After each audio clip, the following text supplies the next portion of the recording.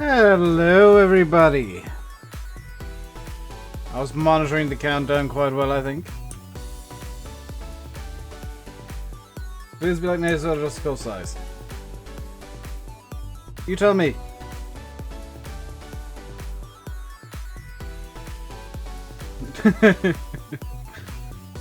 That's the size of all the fields. Now I gotta zoom back in. Because we are looking at the fine details at the moment.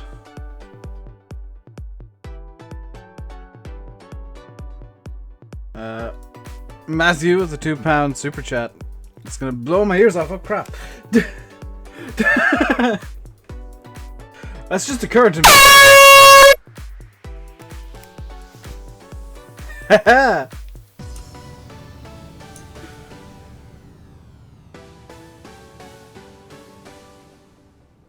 I beat the super chat notification coming through. Have a look in the G room and Discord unit project. I will look at it later, pizza. So Friday's video, yesterday's video, in fact, was me doing this. You might have noticed that it was significantly faster than what's going on here because is that bit done or is it not? That is done. That's that field done then. So we move over to this field, and I'm gonna have to fill some bits in, it looks like.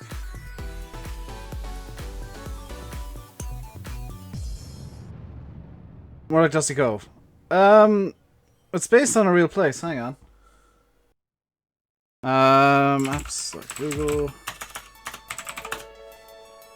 I don't know if this will show up on the stream, but I'm gonna get the real place up on Google Maps real quick. Can I turn the labels off? No, oh.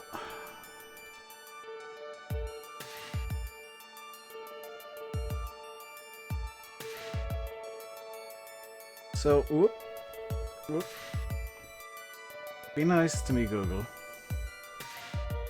I appear to have broken the Google map. I don't know if this is going to show up on stream at all.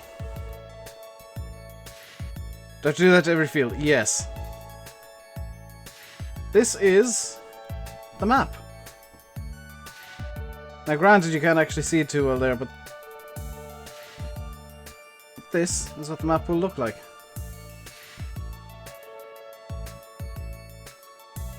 Or roughly.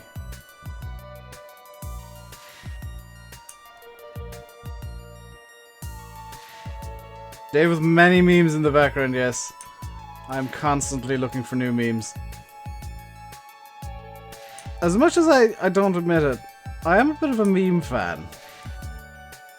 I always have Imgur open and I browse it very regularly.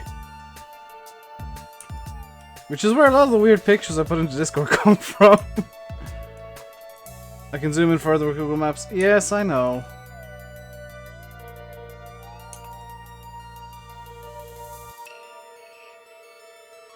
That is 2.5, is it not? Yes.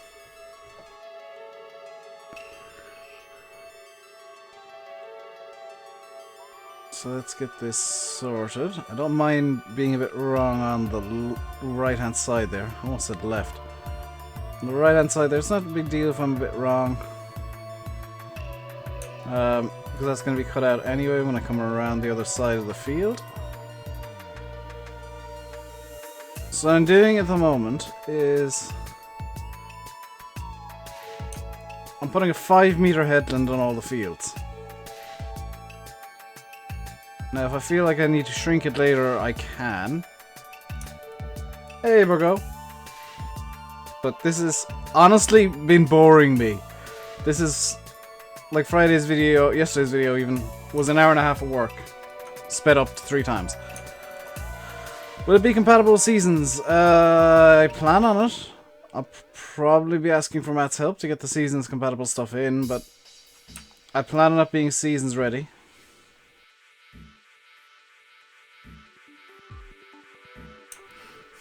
Hello Monster, how are you doing today?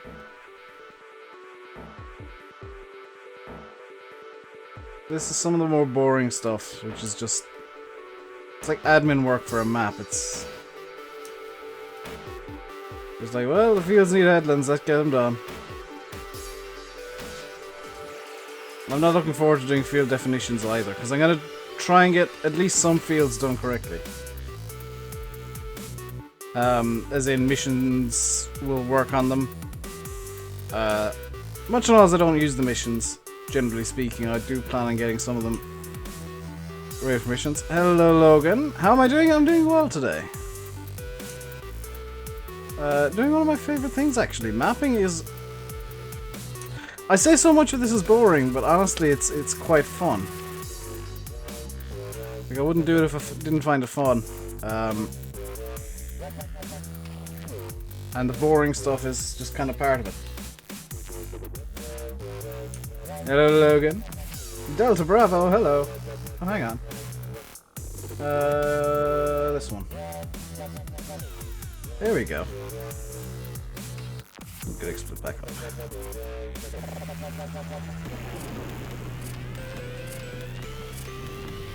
Do you know what I'm gonna do is, real quick, I'm gonna take a screenshot of what I'm seeing on my PC, because there's nothing that I can't show.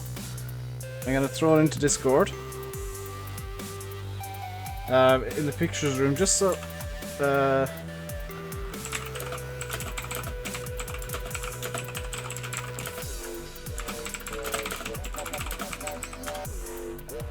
I'll show you both my desktop sides. On West Coast, how many fields are there? I don't know, actually. If I did, I'd have the map. Which I don't. Although there have been people recently making really bad assumptions about maps. Like, insanely bad assumptions. Which sucks. I should make my videos more Australian-friendly times. King Warrior Man, I hate to put it this... I really hate putting it this way, but this is the only way I can put it. When somebody says, oh, could you make your videos more X-friendly times? I look at my analytics a lot. And I let the analytics decide when videos go up. I'm actually planning on doing some research in the near future to look at when peaks and troughs are during the day. But what I can say is that having videos at Australian-friendly times would be a bad idea for me, because about 90% of my views come from the UK, Ireland, and the US. In fact, more than half of my views come from the UK, so I'm catering more to times that suit them and suit me than times that would suit Australians. And honestly, getting videos mid-afternoon I would count as being somewhat suitable.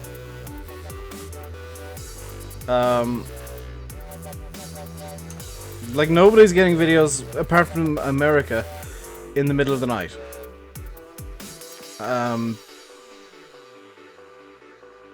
And even with the Americans, the streams are in the daytime for them. Hello, Henry Garthwaite. Yeah, it's not like they go anywhere. Don't take videos down. Even when, what was it, Thursday's video, there's 3 minutes of weird clicking and derpiness at the end. I didn't take that video down because I kind of just accepted that I made a stupid mistake in editing somewhere, and there's 3 minutes of clicking at the end. Which I actually need to put into the description later, come to think of it.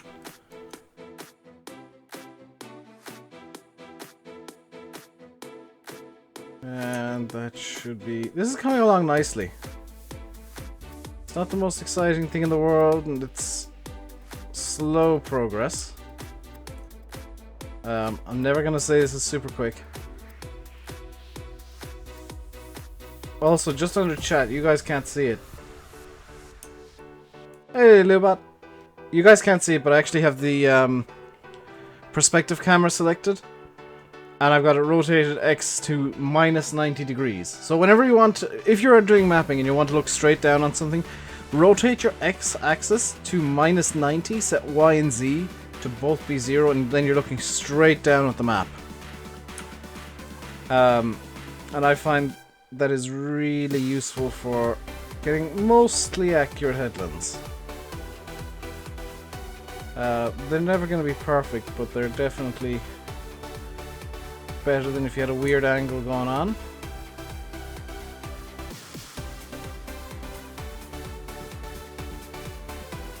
And I'll probably at some point have a chat with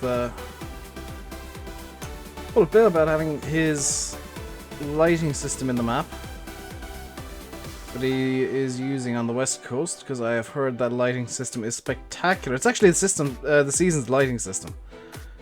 So if you got seasons, what you see in the summer is the lighting system that's being used on the west coast. That's that field done. So just by means of an update, we've got these two fields done. We've got this whole block up here done. We've got this field done. We've got this field done. We've got this field done, and now we've just finished this field. We still have all the rest of them to do. I've got a plan for the fields that I've already put trees into.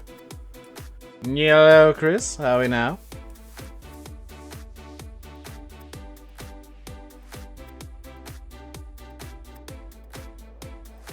And if you're wondering why I'm bringing the field right up to the hedge and then deleting it afterwards, just make sure that the headland is nice and clean.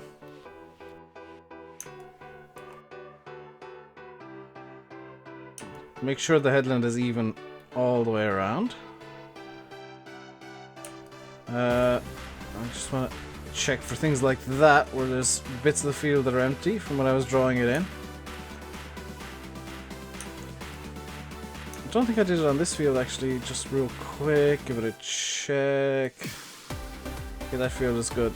There are bits of fields that are just, there's no terrain detail down, so I'm just making sure there's no little problems like that going on. For anybody wondering, the map is completely unplayable right now. There's no gameplay triggers in it at all. I'm just working on getting it looking good first, and I'll work on gameplay probably in the next stage when I've got some yards in.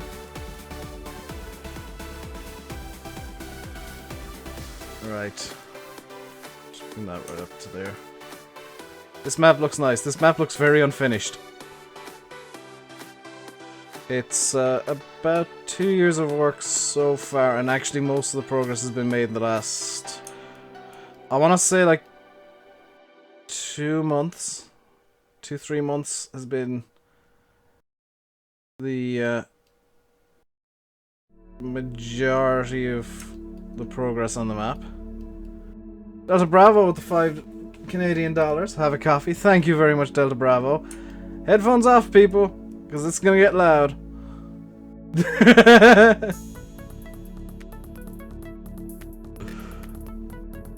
Now I just wait for my the back of my ears to vibrate. Because I've literally taken my headphones off and put them behind my ears.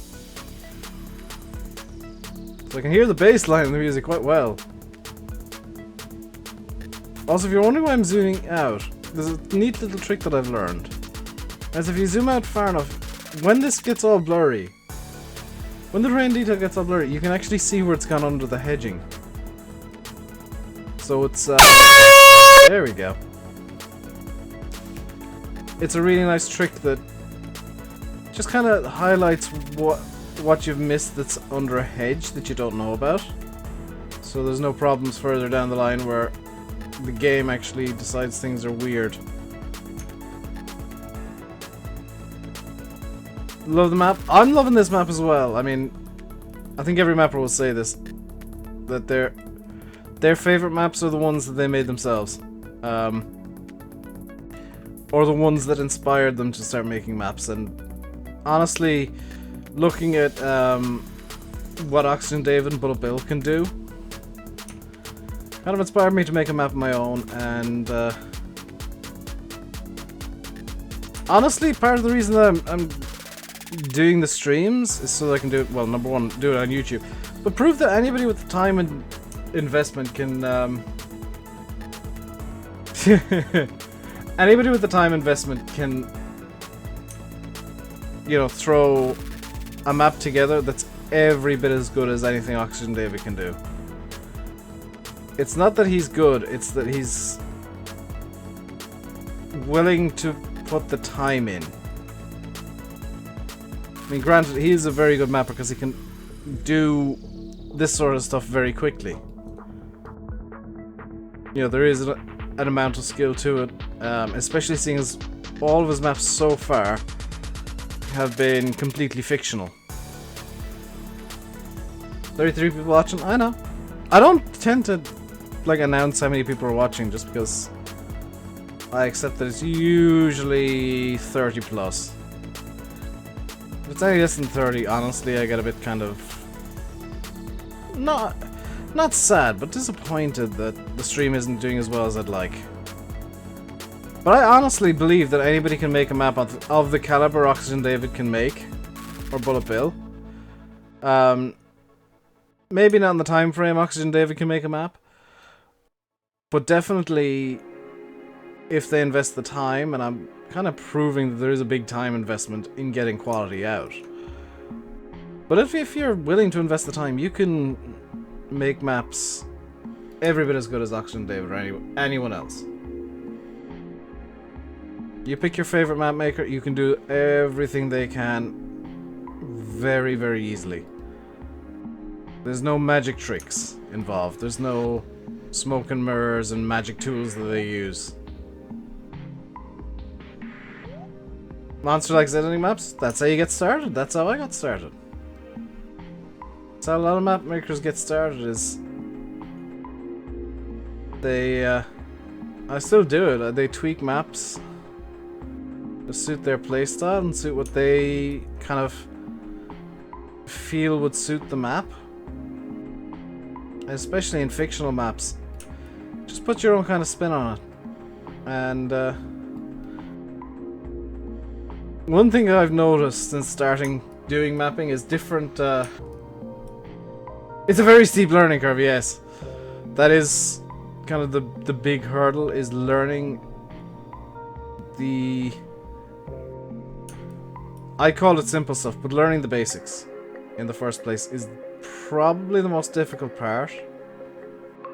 Because G's got some very unintuitive controls at first. Then once you get used to them, Blender's suddenly very intuitive. Hello, Oxygen David, I was just talking about you.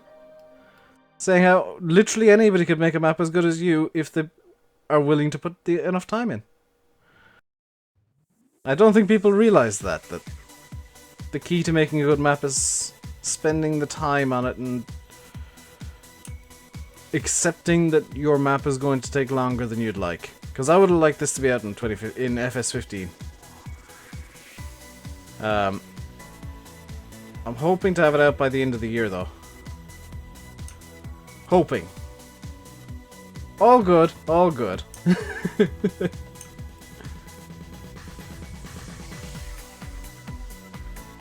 Not like some people who throw shade at you in a map review. Because, I've been told about that.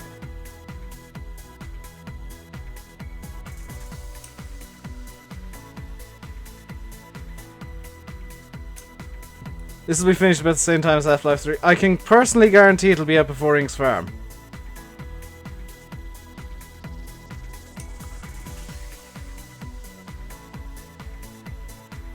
Like, it's...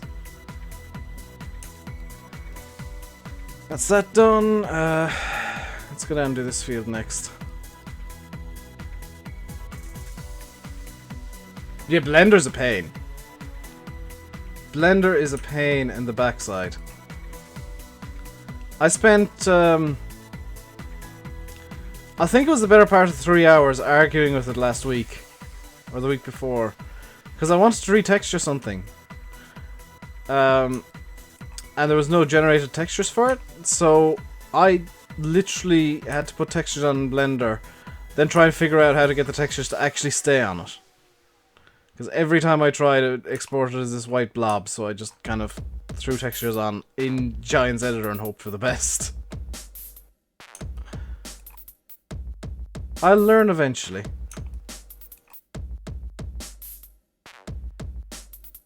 Modeling I can do, it's the texture bit that I just kind of... Texturing and exporting to GE is like, blah.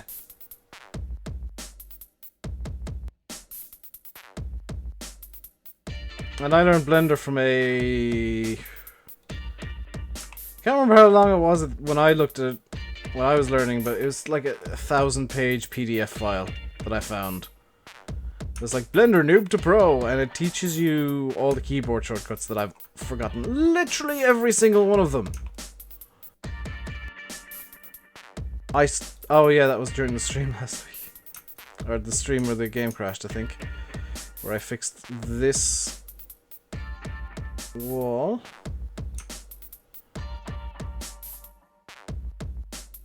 I'm just gonna save now because I don't trust my PC anymore.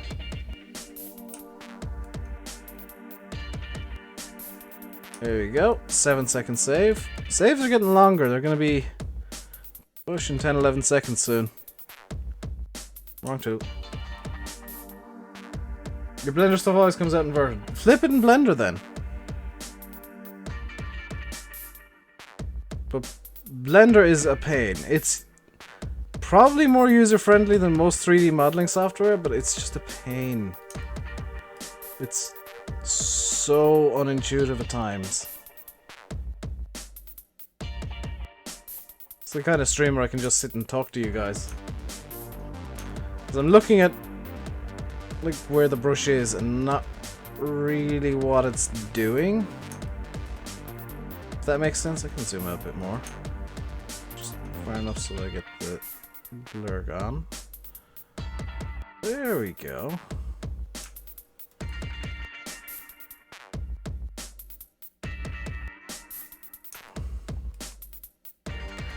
I think a 5-meter headland is enough to allow most tools to turn pretty easily. Oh, dude, I am looking forward to the West Coast so much. Landy and Sim have been teasing me about that map. I hate them for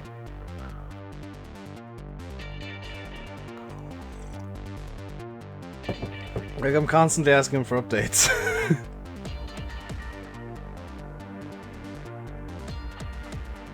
That is a map that I'm gonna play the living snot out of.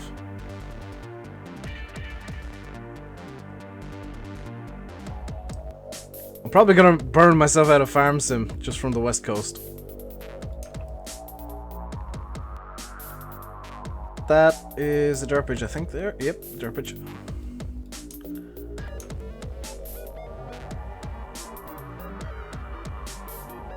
Really wish there was a script for GE where you could do field defs by splines. Just saying. Somebody knows scripting and how to script for Giants Editor. That'd be really super useful. I think every mapper everywhere will want to use it. Getting your oh, very nice. The steam train and the steam and passenger trains. Like the ones from Thornton, because I love the steam train.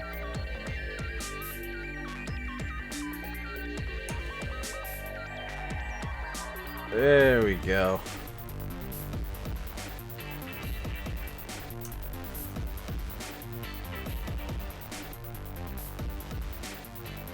I find it funny looking at so many whip topics.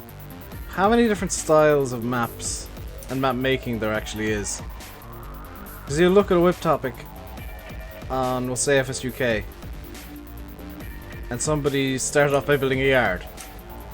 And you look at another one, somebody started off by putting 3 fields in. And they're now starting on a yard. And then you look at me, where I'm kind of building the map up in layers, which maybe isn't the best thing for making it look like there's progress. But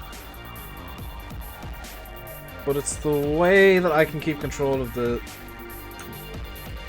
There was a script in FS for Giants Editor 6 for field defs by spline, but I don't know if it works in Giants Editor 7. One's from Thornton, sweet. Yeah, I think most people just set it to like high or whatever suits them best. Whereas in fact, I think almost everyone can play on very high settings if they customize them.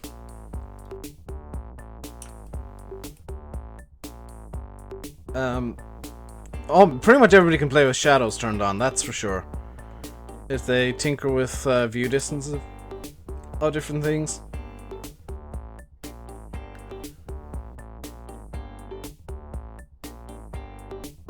But not many people ever go into the advanced options because they think, oh, that's advanced, I won't ever know that, and it's just like, it's few distances, guys, turn them down a bit. Doesn't matter too much if you can't see it from 3 miles away, just tweak it down, and you'll get better graphics, you'll get a better looking game overall. Do you need to see your wheat from 3 miles away? No? Good. Ultra settings for the win. How did I... Oh yeah, I didn't actually run through this field and check it. The bane of mappers. The random spots that get missed by the brush. Just want to behave and be nice and beautiful. I swear I saw a bit of green there at some point. First, day 1 in game. Driving around the fields to make sure I didn't miss much. Because I know I'm gonna miss bits. Looks good to me. Oh, I've moved... Oh wait, no, this is the wall. Did I move the camera? Please tell me I didn't move the camera. I didn't move the camera.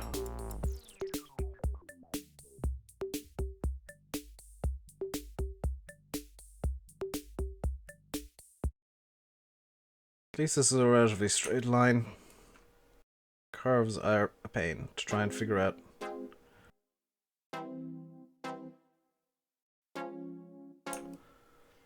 Am I going to release this map? Yes, I do plan on releasing it when it's done. But the big question is, when will it be done? And the only answer I have is as soon as I can get it done, really.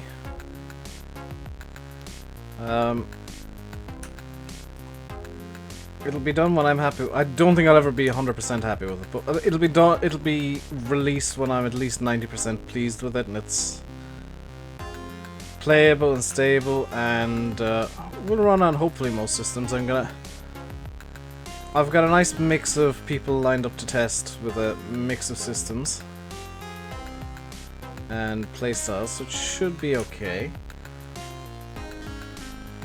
Be on console. No, it won't be on console pizza. I plan on having scripts through the wazoo. In fact, something I might install tonight, if I've got a spare 20 minutes, is multi-terrain angle. There we go. That's that field done. Let's move on to... Oh, I forgot to sign out of Steam. GG. I didn't even open Steam today. Double GG. Offline. Hey, CS Agri. How you doing today? So that's that field done. We got... How many fields have we actually got done now? Because I think at last count there were 74 fields on the map. 1, 2, 3, 4, 5, 6, 7, 8, 9, 10, 11, 12, 13, 14, 15, 16 fields done. Like... That leaves me, what, 58 fields to do? What does multi-terrain do? It allows for... It doesn't sound like it does much. It allows for the cultivated and ploughed and seeded textures to go in multiple different directions. I might put in 16x multi-terrain, so that it can bring out smooth curves in like ploughed fields and whatnot. Chinese food tonight, very nice monster. I had last night a ham and cheese toasted sandwich, which was delicious but incredibly heavy. Do I regret it? Not one bit. Did I regret it at the time? A small bit, because I felt fat for about 3 hours afterwards. How do you install it? I need it. I'll send you a link tonight, Pizza, if I can... If the link I have still works.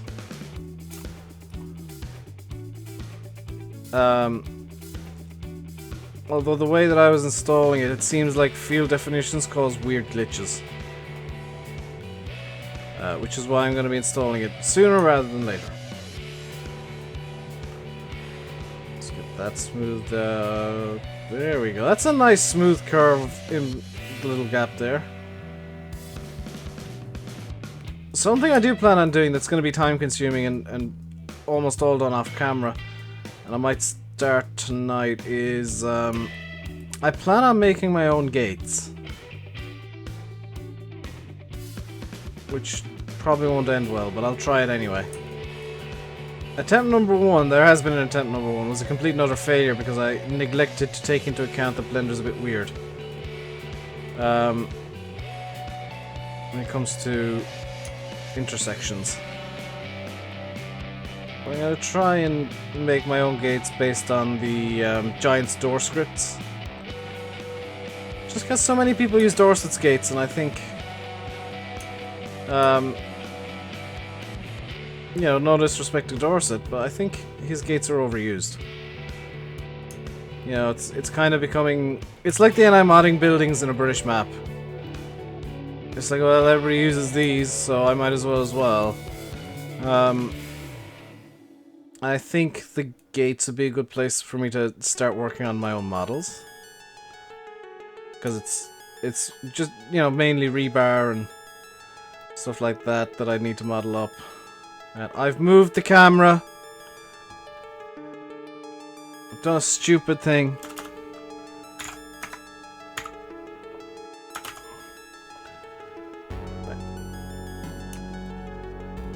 Hey, Wendy Frost. Or Charlie Frost. Why don't I accept your friend request in Steam? Very simple, I don't accept any friend requests in Steam unless I know and trust the person. My Steam is for actual friends of mine. Or people I consider friends at the very least.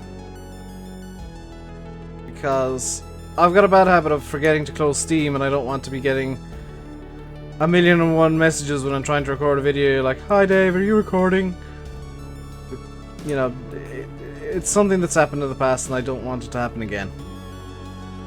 Sucks that I've had to do it, but there's a Steam group. There's a Discord if you want to talk to me. Discord's probably a better place to do it. Well, Monster, I trust you to not randomly send me messages. That's the thing. Hello, Massey. What have you been doing?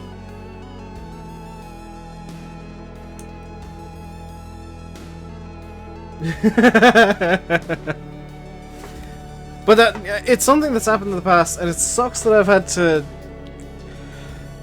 kind of put my Steam on lockdown. But it's something that actually needed to be done. Landy and Sim have done the same. Sim literally will come to me and Landy when he gets new like friend requests on Steam, like, "Who's this? Who's this? Who's this? Who's this?" And if mappers want to add Sim on Steam, they literally have to come through me or Landy. It's kind of funny that it's worked out that way, that we're kind of acting as almost Sim's secretary at times. That is a funky looking field. I like it. Looks kind of like half a vase. The mod hub has been quiet recently. Are you kidding, Will? The mod hub has been quiet recently. There's been 2 massive mod dumps this week.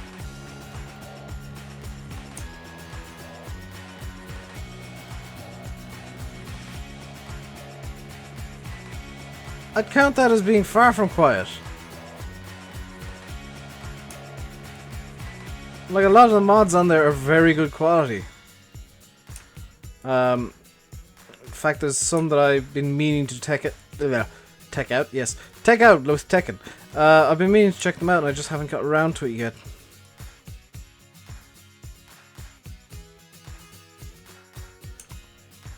I wasn't planning on asking you that, Massey. It's confused me, but I just generally accept weirdness on Discord.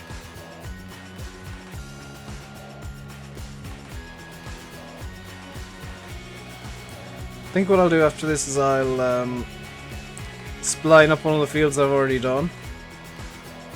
Get some trees in and see how that looks. The spline I have ready is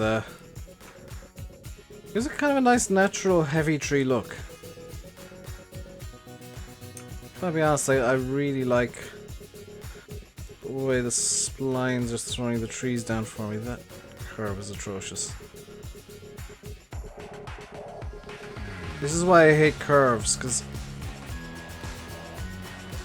it's nigh on impossible to get them right with the brush.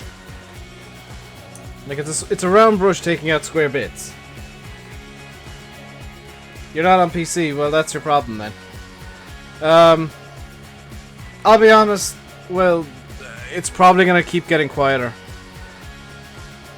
There's a lot of mod makers out there that are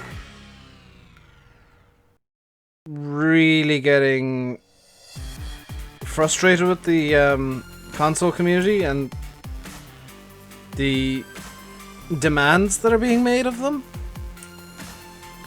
If you look in Giant's Discord, you'll see some examples, but it is getting to the point where mappers are, and modders in general, are just going to stop making console versions of things. And where Giants are going to get a lot of flack for that, because, you know, honestly, Giants are providing a lot of resources to mappers and modders on how to console ready things. Is like Lancey was saying last night in his stream that he was literally told to download a mod that was console ready, one of the console versions, and look at how the files are arranged to see how to do that, instead of Giants giving him like a PDF or some sort of file to explain how to do it. And honestly, having to rearrange the files is something I don't want to do, so that's one of the reasons that I've decided this is a PC-only map. Also, it's just a lot easier to make maps PC-only. To make mods PC-only, because then you've got a lot more freedom. You can have some little mistakes in there where it's maybe not 100% optimized. You can have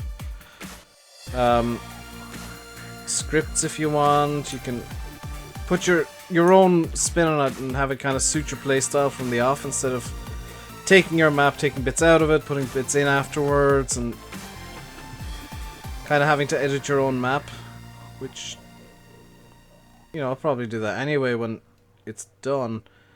Because like I said, I'll never be 100% happy with it. I'll be happy enough, but there'll always be bits that I'll tinker with. Probably mainly the buildings and the models used. And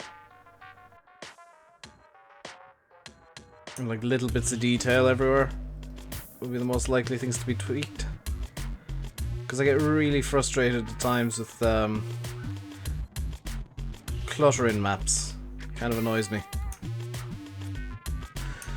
Satisfying watching the perfect curves. When's the next Open MP? Probably never. I'll be honest. There's like some options for it, yeah, but the Open MP I wasn't enjoying.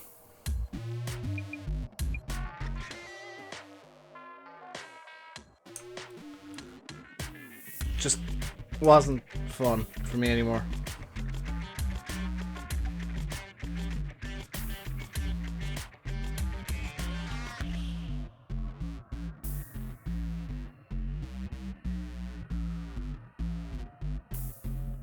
Like, one of the biggest complaints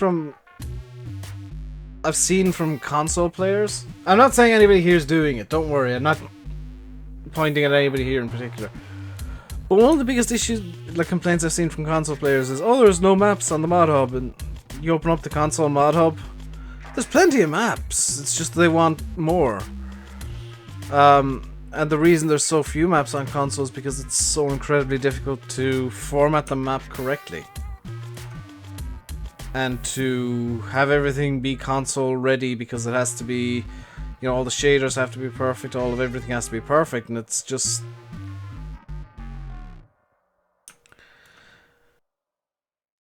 For some people, myself included, it's to the point where it's more work than it's worth.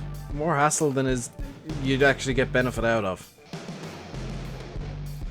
Because I'm not doing mapping for money or anything like that. I'm doing because it's fun. I enjoy it.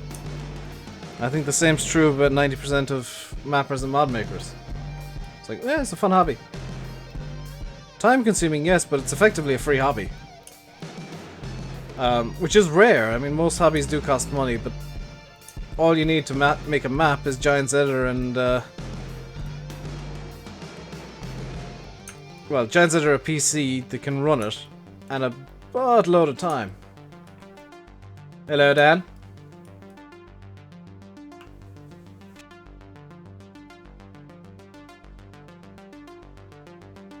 They bother against private mods, yeah. It's like, you can make the edits just the same. Edits are easy. I've done... Like... It's not exactly hard. There's almost every mod I download, I'm like, oh, well, I could edit this to be like this, or I could tweak that, or... Most of the edits I do are just, because I've got a personal vendetta against them, changing the number plates actually makes sense. Because I hate having German number plates on tractors. I actually hate in general having number plates on tractors, because it's kind of silly, but every time I see in the German one I change it to British or Irish. Like if I'm passing it on to Landy and Sim, I'll make it a British plate. Just because it would suit more them a bit more that way. But if I'm just going to use it for myself or giving it to Fahy, it'll get an Irish plate. Yeah, your snowblowers are a good example, Pizza.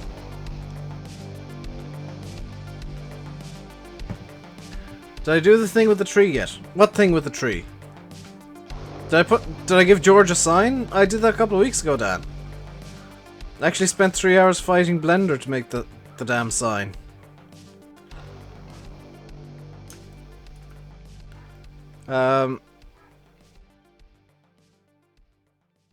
Let's get this field done.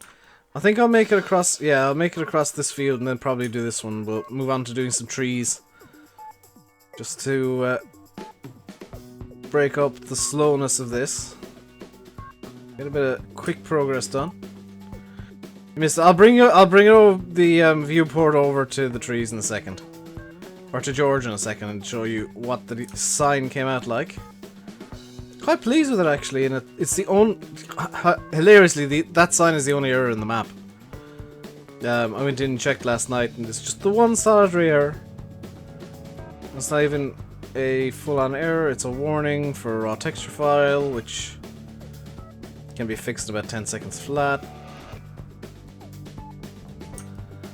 So I'm in no rush to fix it. What you need to install for editing mods: GE, and if you need to tweak the XMLs or the i3D text, because the i3D is actually two different things in between each other. There's a text section and the visible map or mod. Notepad++. That's literally all you need to work with mods, and it's all 100% free. And even if you want to do modeling, you know, you got Blender there. It's obtuse to learn, it's a pain to learn, but that's free too. It's on Steam. You can download Blender on Steam for $0. Modding is a hobby that costs only time, unless you're one of these people who likes buying in their models, in which case it can cost a lot of money. But if you're willing to be patient and to not go on well, maybe go on Turbo Squid and get some free models to learning gaming, you can mod for a cost of literally nothing. There's no rhyme, no reason to have to pay for it. How big a file is Blender on Steam? Like 700 megs or something like that? It's quite small.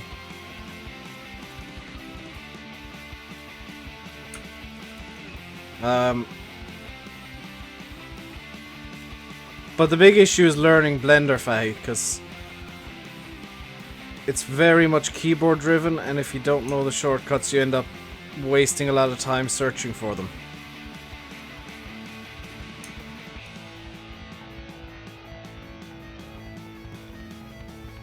Well, not even like models like that, Jess's, but I mean 3D models. Because I've seen stuff that has been brought out as mods on Turbo Squid for like $100 plus per model. I just sat there thinking, why would you spend money when you could just make it yourself? I'm pretty sure it's less than a gig. I'll put it that way. But the problem with Blender is it will take you literally months to even get a basic grasp of it. What I'll do later, Faiz, I'll send you over the Blender documentation I've got, so you can start reading it and realizing what a big mistake downloading Blender might be. Let's get that done. Down along here. I'm getting a bit more confident with my lines here, so I am moving a bit faster now, especially like that. It's because this is all really kind of fine control of the mouse is needed, which is kind of difficult to get used to.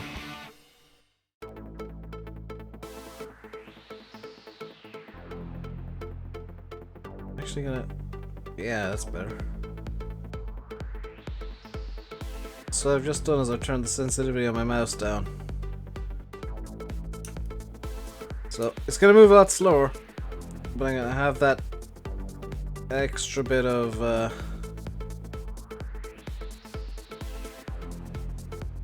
finesse over it. Something that a lot of people don't generally do.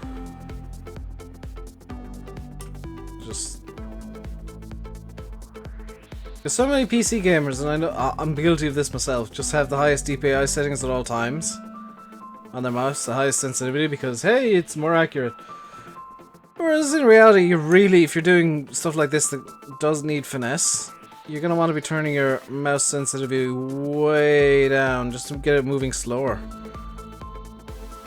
So if you make a mistake, it's a much smaller mistake than if you have. I think the mouse that I've got currently has like 2500 DPI. Setting I'm using is 600 or 700. Just to minimize problems as much as possible when I do make a mistake, and I make plenty. I'm not gonna act as if I never make mistakes. I also use this setting on my other channel. I'm playing Rome Total War because for some reason Rome Total War has got insane mouse sensitivity. Now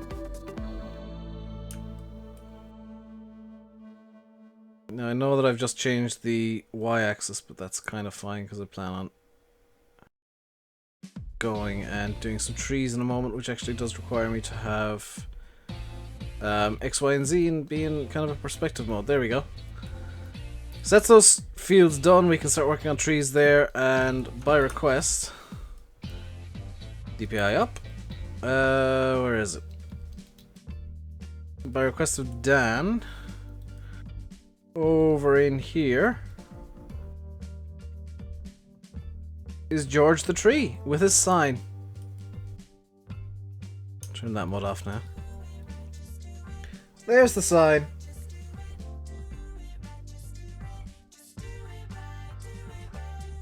I'm quite pleased with how it came out. Because it kind of looks like the lettering was painted on many years ago. The same with the picture. And it's kind of been weathered off.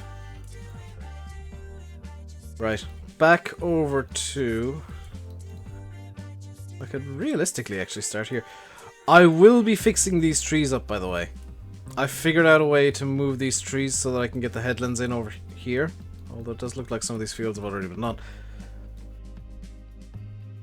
So what I'll do when I need to move the trees is they're all in a single transform group called roadside trees. What I can do is just move the entire transform group underground. Suddenly the trees are gone and I can work on the headlands cleanly, and when I need to move back up I can actually just set the Y translation to 0. pop back up through the ground like that. So that it's not a lost cause having those trees there already. What I'm going to do is I'm going to go to my spline placement section here. Is this a clean spline? It is a clean spline.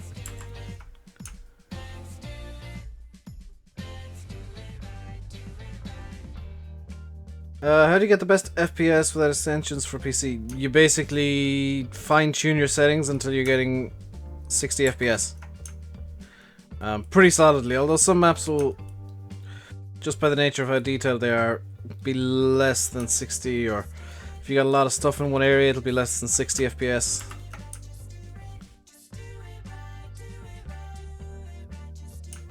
To get good graphics and good FPS, you gotta have a powerful PC. There's no magic button there. It's literally just have a good PC and you'll be able to balance settings well enough to get good graphics with good FPS.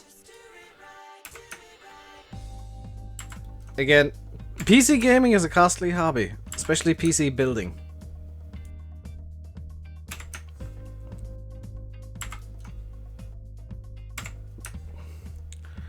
Buy 4 Titan X's. Titan X's are terrible for gaming. Titans are made for graphic design work, not gaming. So they're good for rendering videos, but not actually good for like recording them or anything like that. For example, if I had a Titan right now, I would literally be using it to process stuff for XSplit. I think realistically I'm going to need another point like here. I can just nudge over. I'll be nudging the points in a second, so not the end of the world if they're a bit off. Another point there, and then the rest of these can just be deleted.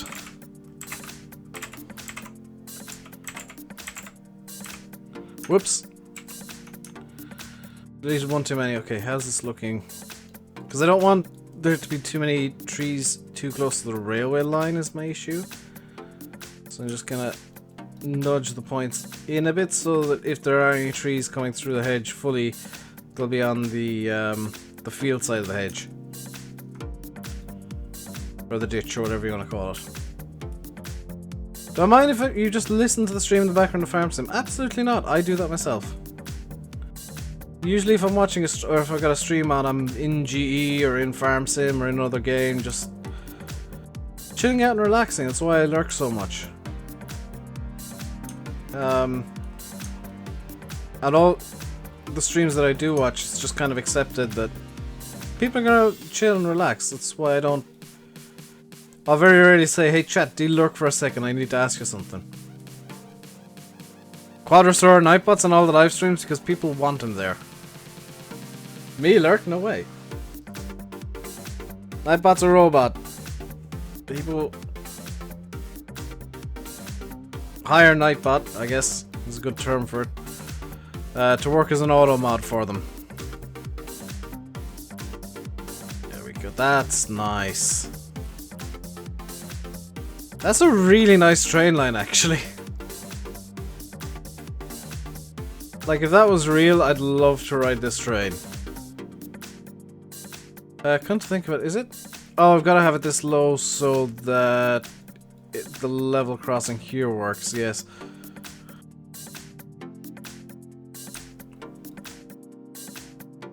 He's Dan's best friend because it means Dan has to do less work.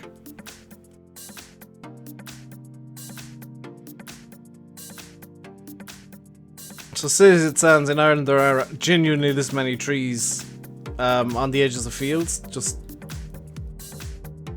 does this mean I'm having to go across trains on my map? No, not a hope. I'm probably gonna steal Oxygen David's. I'll probably use something similar to what Oxygen David will do. I like the animated trains. I think the go across trains are a nonsense gimmick, to be quite honest. To be blunt. And oh, dang it! I can just cut this one then, and paste it in there. Right, placed objects. You lot can all go to, whoops, get cut, placed into the correct transform group. This map is going to be a cluster transform group when it's done. You'll get me some new trains. Let's just hit play here real quick.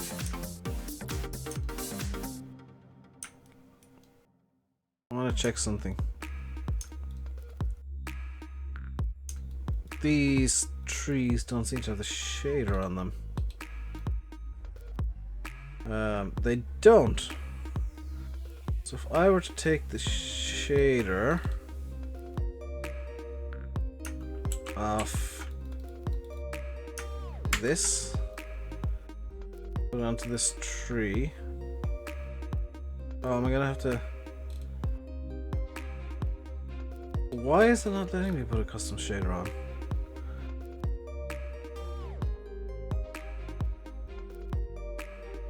Interesting. Tree trunk shader.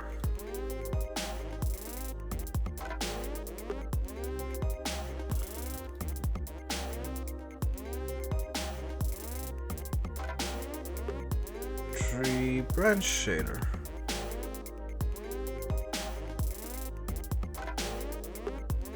But I'd like to get the wind shader on the tree as a whole. Okay, that's not gonna work. Interesting. There's probably a way to do that.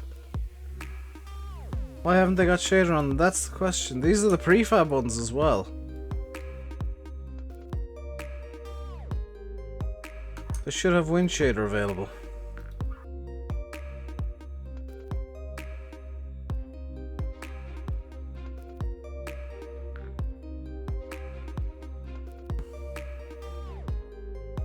Hey GD, I'm checking the actual LODs and like the tree trunk has tree trunk shader and the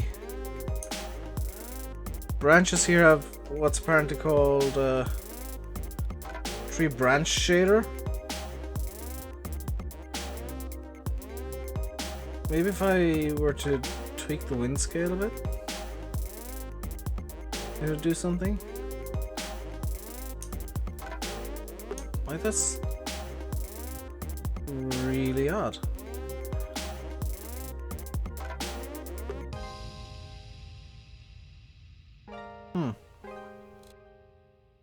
Let's set this back to 0 then.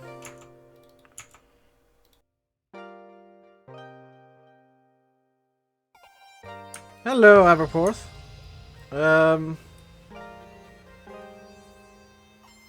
Like if you look, the bushes are moving. The trees are not. Save before something bad happens. Good call. 7-second break.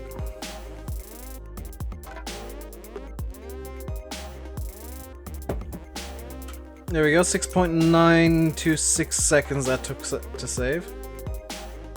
Matt probably has a shortcut. I don't know if he even would because it looks like it won't let me put the shader on, which is interesting. Might need to do some funky tweaks. How'd you get the wind shader? It's actually in the game data folder on your computer. You just gotta find the game data folder. And you copy it into your map folder, into like shaders, into a shaders folder, and you can use it like that.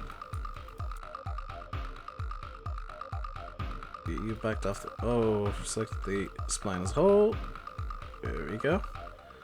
Should have wind shader on them.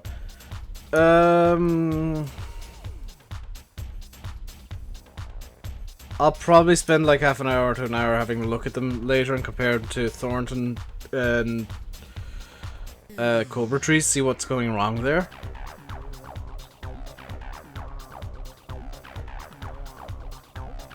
Because something is definitely going wrong. It's just a question of what, how, and why.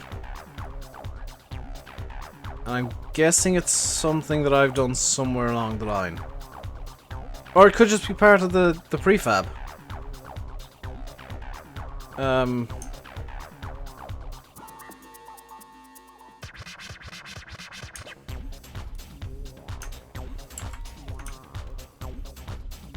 It almost does seem like they haven't imported properly, but that's from the... Like, I literally downloaded them from Giants. Which is what's confusing me. Like, I downloaded it from the, where's the midpoint? There we go. I downloaded them from Giants, so they should be fine. They're literally the Giants prefabs.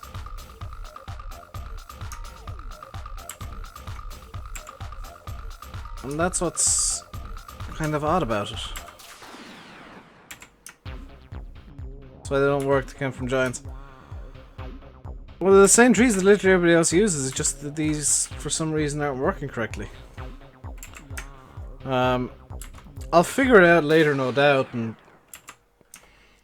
put an update into the GE room and Discord as to what on earth has gone wrong.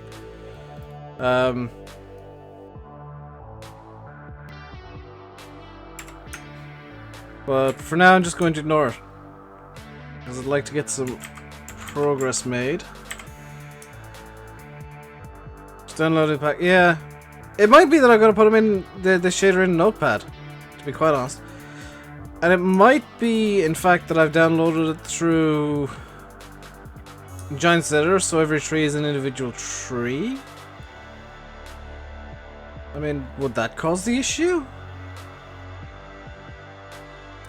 In theory, it shouldn't, but I mean, there's been some weird issues before where Giants have just not kind of accounted for stuff correctly.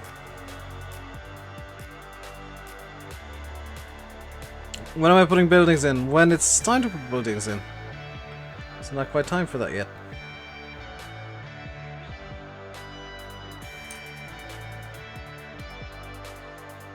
There we go.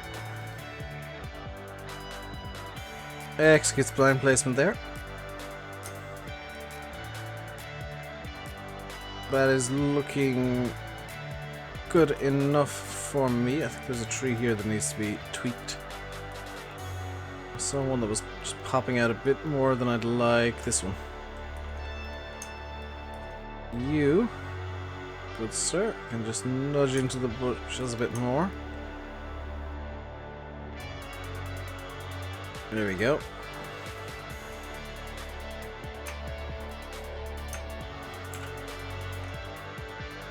You guys can go into the transfer group. Hey, Lancy.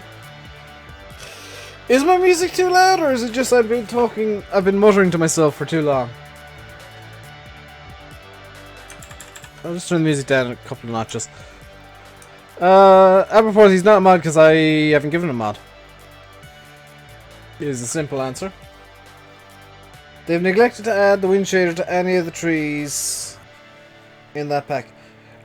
Okay, how do I do that while keeping the branch shaders and the trunk shader? Is it through Notepad? Is it through Notepad?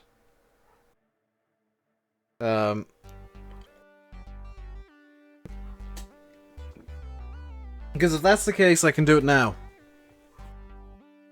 And, magic.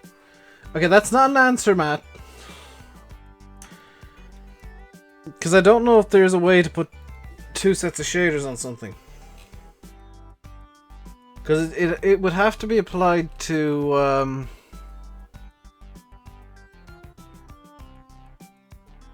like the attachments at OD here. Which is the branches. Oh, replace or add a new shader. Maps, models, shaders. That's not it. Where did I put the... Oh, it's in shaders. Wind shader. If I press play now, What trees is birch trees? Stage 4 should start wobbling. In theory. In practice, it's not for some reason.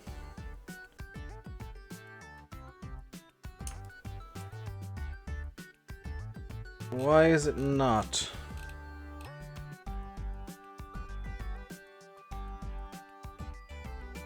Force vertex colors? And just turn up the speed a bit.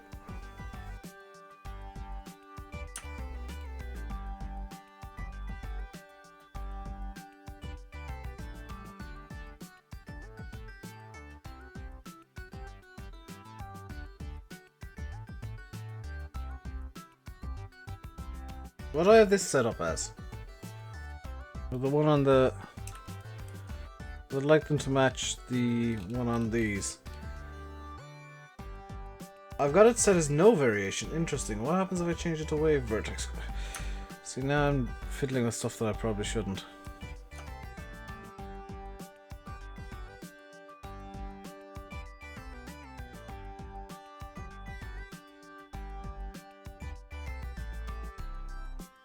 So force vertex colors makes the bushes kind of look like they're breathing almost, and that's a bit creepy. 4-second UV I think is the one that makes the bushes go really wonky. Wave vertex colors.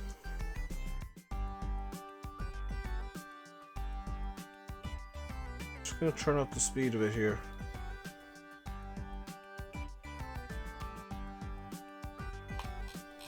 It looks like that also makes it look like it's breathing. Yeah. There's force vertex cut. Second UV. It does nothing. So no variation is going to be what I'll need. Yeah, with the... What happens if it's speed to 1? Yeah, no variation with a speed of 1. Fine.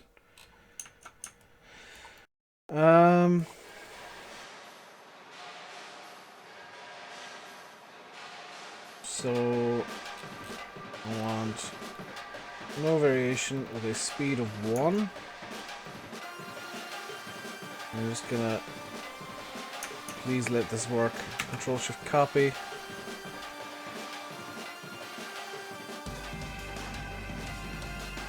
If this doesn't work, I'm gonna be really annoyed. Control Shift paste. Nuts. Okay, so 0.15 minus 0.15, 0.15.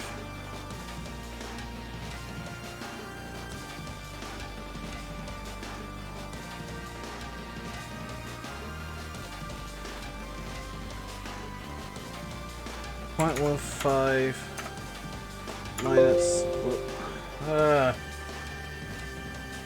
minus 0.15,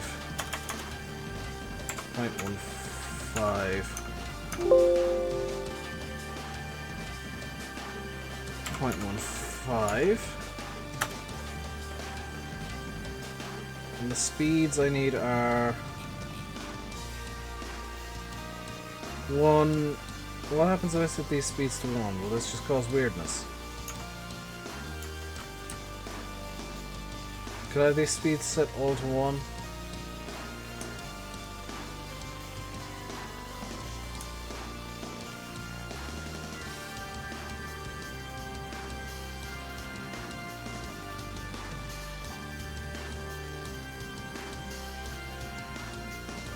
No. So that needs to be negative 0.15. That needs to be 0.15.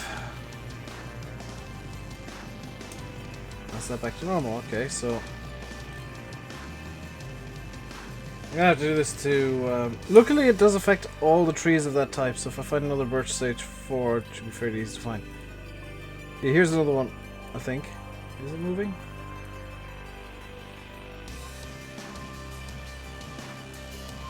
I think it's affecting all the birch stage 4s. I hope it is. So if I set this to negative 0.15, just to kind of simulate the same wind passing through, and then 0.15.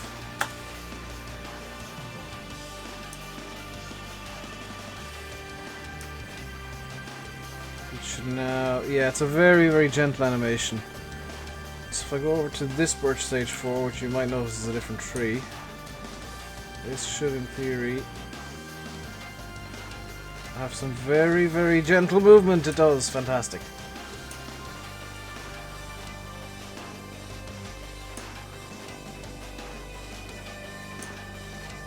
Does this have any movement whatsoever?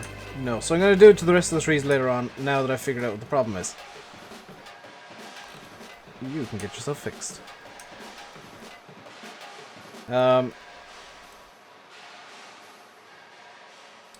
The first step in solving a problem is finding the problem in the first place. It looks like I missed quite a few really small specks of missed fields, so this is going to be... Yes, if I just have to go around these quite slowly and quite low. I'm probably going to have to do that in game, to be honest, else I'll just keep missing bits. Just grab the...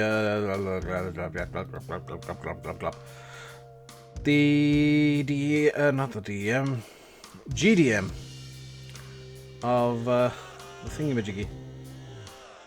I'm gonna cheat this spline here a bit. Seeing as it's a similar spline, but just kind of in the other direction. If I were to... No, I'm gonna have to create a new spline, actually. that would be a terrible idea. Might be easier to import from Goldcrest. Replace them all... Could be. You could be right there, Matt. Yeah, let's get this spline done here first. You could very easily be right.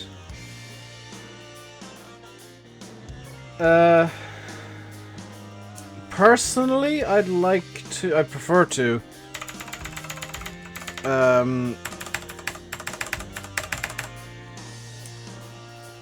just put the shader onto the trees manually, but I think importing... Because the issue with importing from Goldcrest is sometimes it just won't work. The replacement won't work. Because we all know, those of us who use GE, that it's a weird beast and decides to do its own thing sometimes.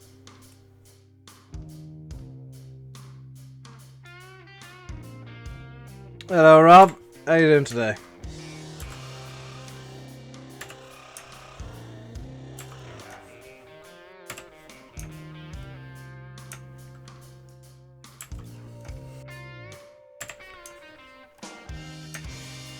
I'll give it a try, but I won't save anything.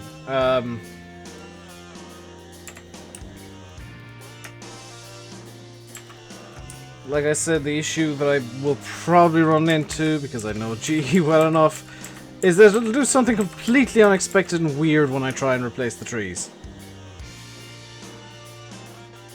It's a habit I've known it to do.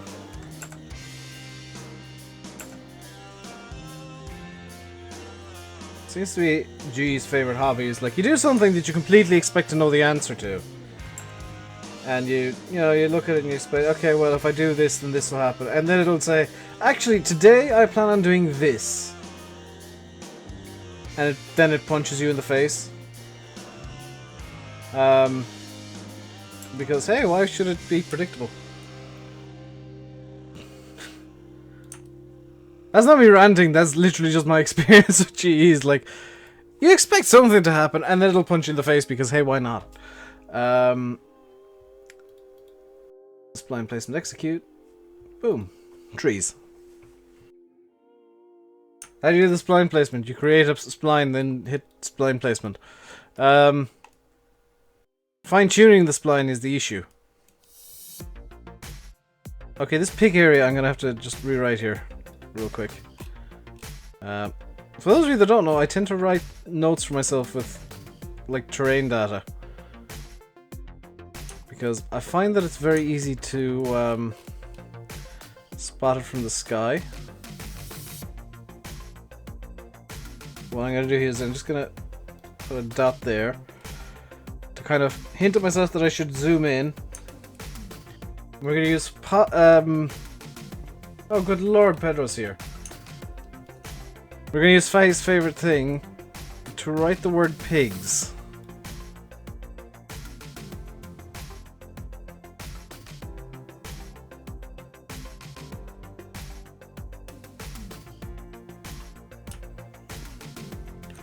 Remember how I said it's like it's all about being a bit finessed with the mouse? I learned how to be finessed with the mouse by writing things with poplars.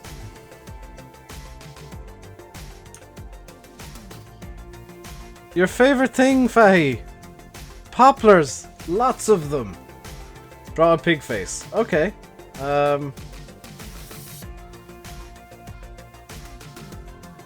One eye. Two eye.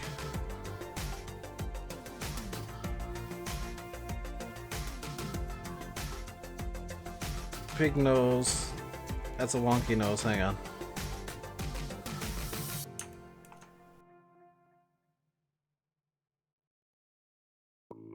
Can actually use barley for the eyeballs just because it stands out a bit more. Oh, the barley's a bit wonked. What else is dense that I could use? Sugar beets! If I go stage 6.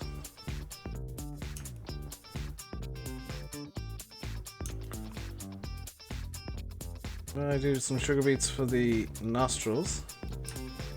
Ta-da! I give you poplar pig.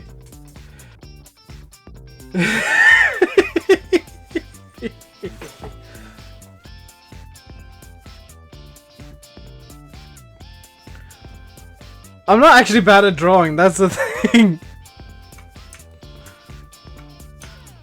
Like, everyone thinks that because I'm bad at driving, I'm bad at drawing. No.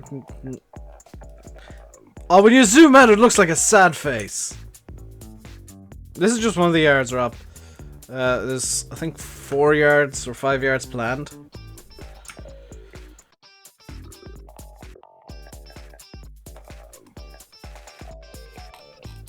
Yeah, Massey, just take a little break and calm down. Don't type in chat for a little while. Just so you don't say anything you regret.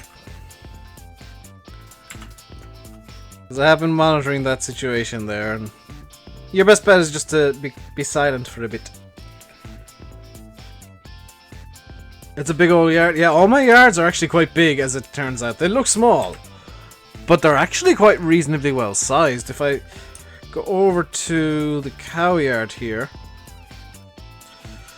like that's a cow shed. That's a full-size cow shed there, and it looks,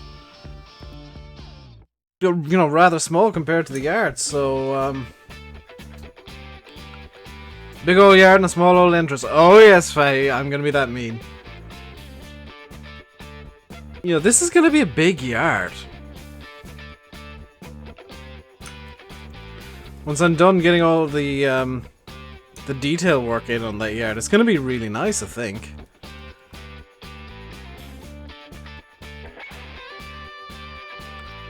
That said, the entrance is probably gonna be for this year. It's good, tight entrance as well, which I like. It's like I'm literally just being evil with my yard designs. I'm probably gonna hate them myself, but they'll reward good driving, which is why I'm probably gonna hate them.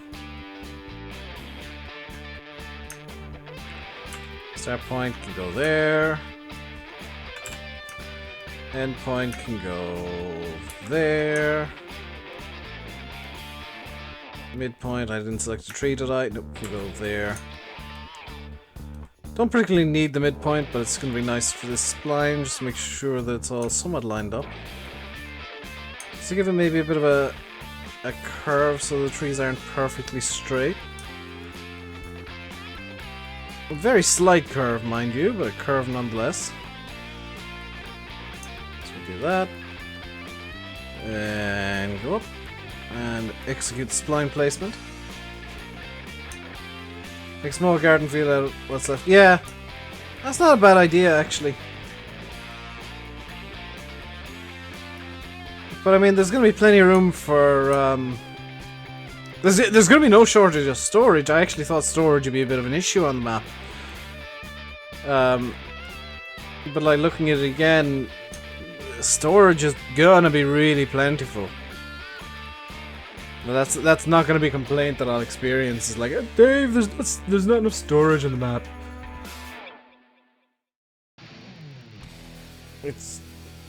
Yeah, it's going to be stupid. I like it.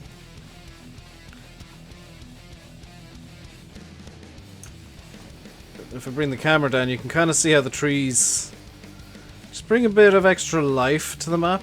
And it's kind of amazing how they do it so quickly. Like, all of a sudden, this actually does look like... If I tilt the camera this way a bit... And it looks like an actual road with an actual field beside it. No, Pedro, because... I'm lazy. Also, why should I do them manually when spline placement can give them a much better natural look than I ever could? Because I'm too OCD for my own good, because the trees would all be like perfectly aligned and perfectly spaced from each other. Whereas with this, they've got kind of a nice semi-random thing. Well, actually, they are randomly placed along the splines. They got the nice kind of natural feel, where sometimes they're like really clustered up, and sometimes there's a big gap between them. Louis, if you use the NI modding sheds, you don't have to convert them, no, but honestly, there's so much that you'd have to do just to tweak them and get them up to FS17 spec. Realistically, that I don't think they're worth using anymore. There's better sheds out there as well. Anyway, the shed pack that I'm using, or planning on using, or one of the shed packs I'm planning on using, I should say.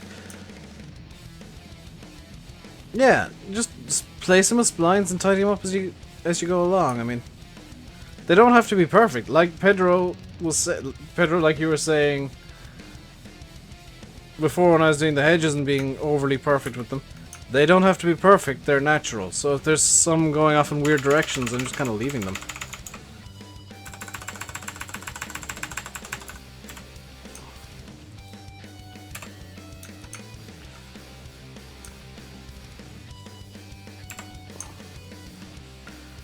I'll just accept the fact that the trees are at times a bit wonkier than if I was placing them myself, I'd make them.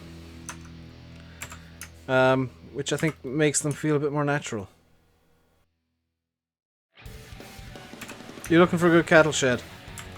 I like the one I'm using. I think it suits the feel I'm going for on my map. But you might be going for a different feel on your map.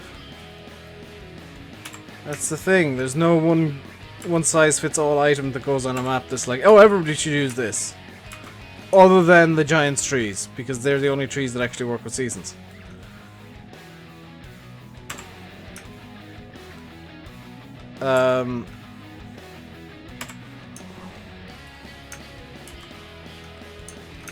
Like, the only thing I would say that you absolutely have to use on the map is giant trees and good textures. Also, I mean, if you're using the, like, it's seemingly everybody does, the road construction kit, put your own custom textures on. It's not difficult. You know, take 20 minutes, an hour and a half, and just throw some custom textures on it, because it just, everybody uses road construction kit, and so many people don't bother with custom textures. Even if it's just, in some cases, to flip some stuff over so it suits the map a bit better. Or like what I've done, weather them a bit. I've actually gone for full custom textures entirely. Because I found some textures online that I liked and put them on. I need to actually re-download the raw texture files that I used. And edit the textures again, because I'm not happy with some of them. Ooh! Somebody's donated from... Hang on, that's a super chat from Delta Bravo from earlier. I think Streamlabs broke.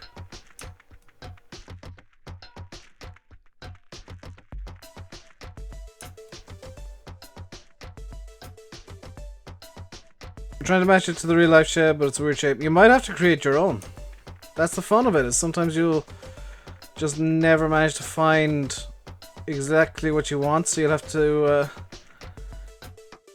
either be creative and wedge several different sheds together, or just make your own. See you, Pedro.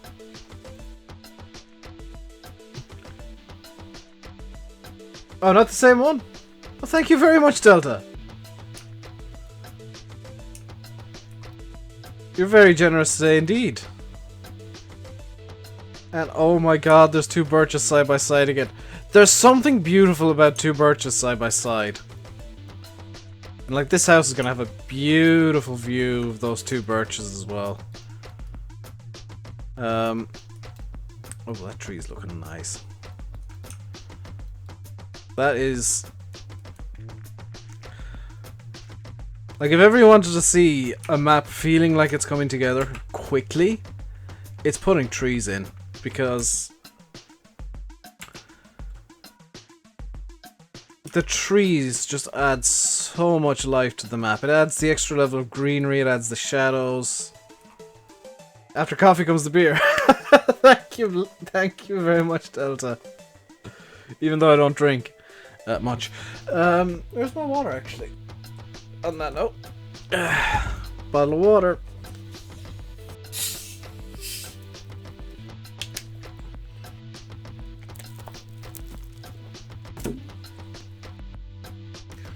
Well, by not much, I mean not regularly. I'll put it that way. I make sure and enjoy it when I do.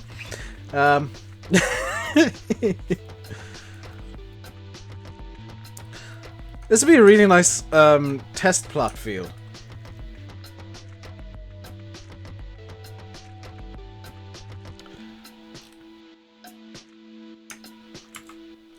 Like, I'm probably gonna give this to the player just as a kind of a test plot, and the wonkiest spline in the world ever. Actually, I'll need to go down to this end and just spam delete for a bit to bring the endpoint back up here. Which, in fact, is something you can do.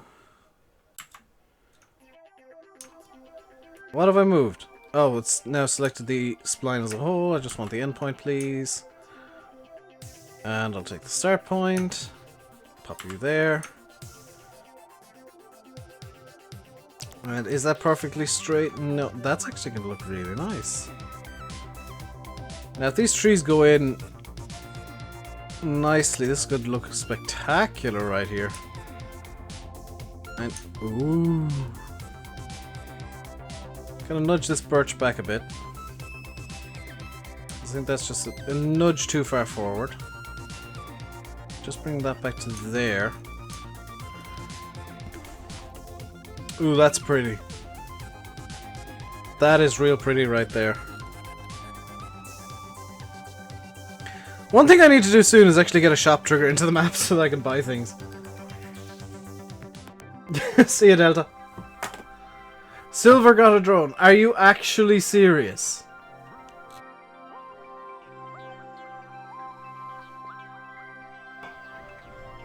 When did he get this?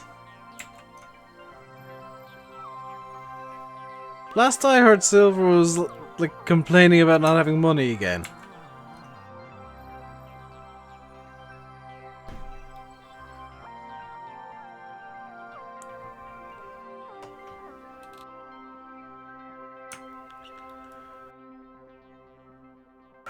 Let's actually use this spline here as a basis for this spline here.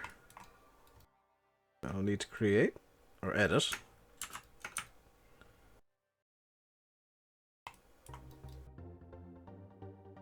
Silver just buys the most random things. And we've not even stopped teasing about the mic, and he goes and buys a drone for himself. He can't even get off the ground. Oh, good lord. Like, we're not even over the mic yet and he's done this.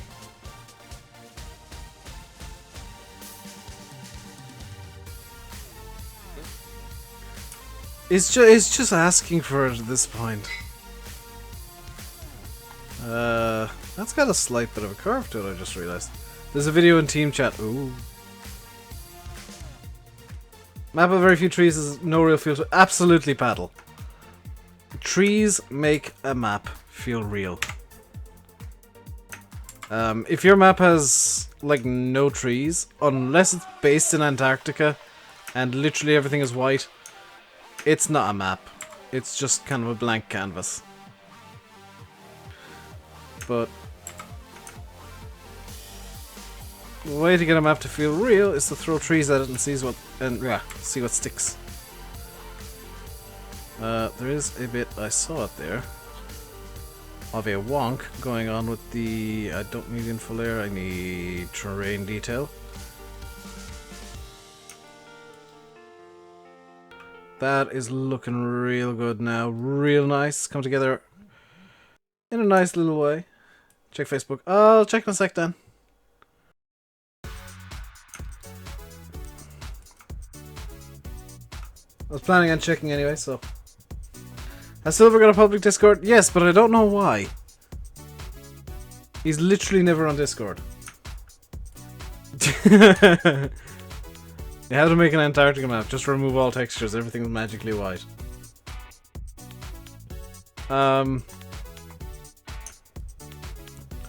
So I'd say I use the same spline to make multiple different sets of trees. I can actually do it again down here with these two lines. Can I send you a link? I could send it later, yeah. I'm gonna check Facebook real quick. Dan, you sent a video. I'm not gonna check that right now. I'm just, oh my god, so many notifications. This is a cluster. I'll need to go through my phone after the stream. It's, why is that a thing?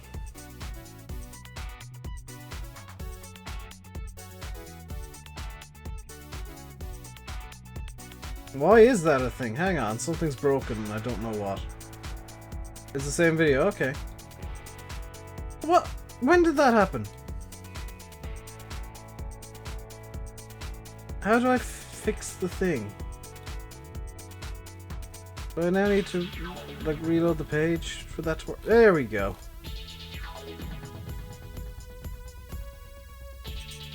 Apparently I wasn't monetizing the stream at all. Whoopsie. Right.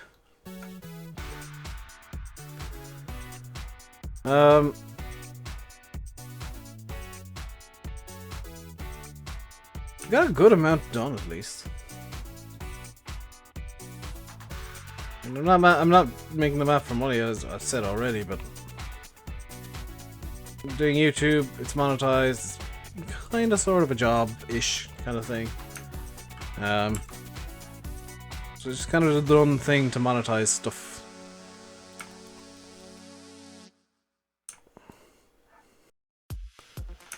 Especially seeing as this is ostensibly educational / entertainment content.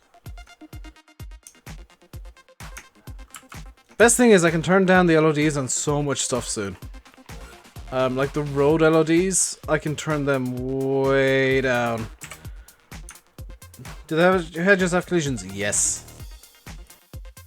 Because I am evil. And they have full collisions. They don't have bullet bill collisions. They've got full on Thornton collisions. So if I were to select, I don't want to select a hedge actually, because that transform group is a cluster. I didn't have the full transform group selected. Execute spline placement, please. There we go. It should look somewhat good. Oh, that looks really good actually. You, Maple Stage 5, need to just nudge back in a bit because you're a bit too far forward. I don't want you on the road. How's it looking on this side? That looks good on that side. My roads have LODs. Well, clip distances. Actually, seeing as I'm here, I might as well open up the bush transform group. Which one is this? It's this one. So you can see there is a collision box inside the hedges, and it does have collisions. You can't quite make that out under the chat, but they do have collisions. You like bullet bills hedges? I prefer full collision hedges actually, because like bullet bills hedges are great. I do like them. I like the idea behind them, but the issue I have with them is that like it's almost unpredictable what they do and don't work on. Because like they'll work on a combine header, but not a combine. They'll work on a bale, but I don't think they actually work on pallets. So it's kind of unpredictable. Using bullet bills with full collisions, yeah. Is my real name Dave? No. That is the fun of the internet. You can call yourself whatever you like.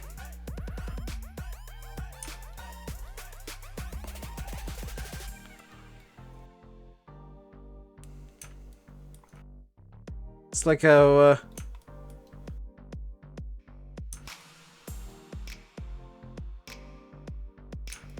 90% of YouTubers, their YouTube name has very little to do with their real name. It's usually like a nickname they've had for a while, or something they just like being called. Like Ian Robson, obviously his real name is Ian Robson. You know, you guys all know Landy's real name ain't Landy. And he ain't a kid. Sim's real name ain't Simon. You know, Pedro's real name is not Pedro. GD's real name is actually Gamer Dragon. That wouldn't surprise me somehow. Gonna be honest. This oak is a bit too far out. Perfect. You know VF's name? I do as well.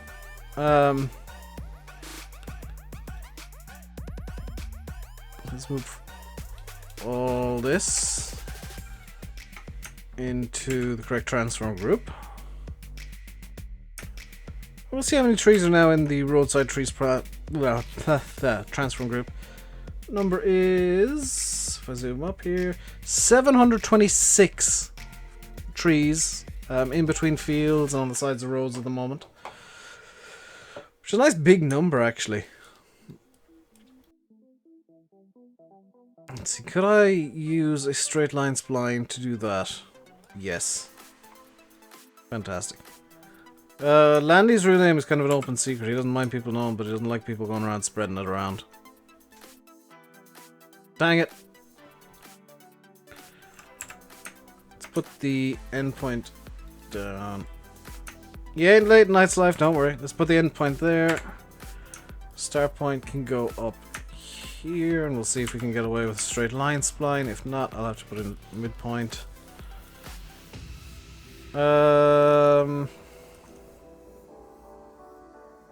Is there the tiniest bit of curve to this, or is it just... Nah, I can get away with straight line spline. Execute. Boom. Trees.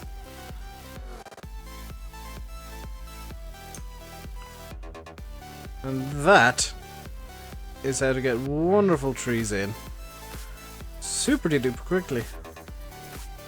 Because now if you look, we'll say from here, if I was going to anyway delete the spline. If you look from here, that looks real. That looks the side of me more real than a lot of maps tend to.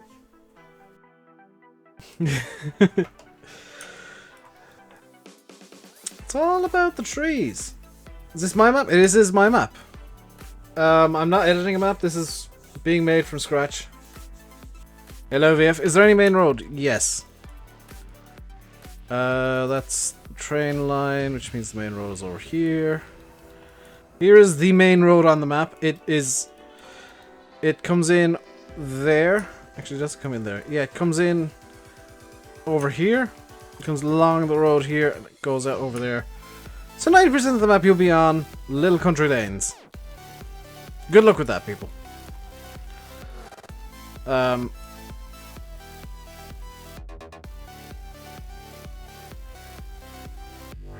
Hello, Keen. How are you doing today? Can we do a super spline? We could do kind of one. It'll be a big spline. It'll work quite nicely. Am I going to release the map? It's planned to be released, yes. When it's ready. So don't ask for a release date. Name of the map is Duneske, as it says so in the title and the description and the thumbnail. I'm just kind of keeping the work a bit low-key. I know I'm streaming it, but I'm keeping it kind of low-key because there's no... that's the boundary tree there. There's no whip topics. And I don't have one intentionally. Because I don't feel the map is complete enough to even be called a work in progress as such.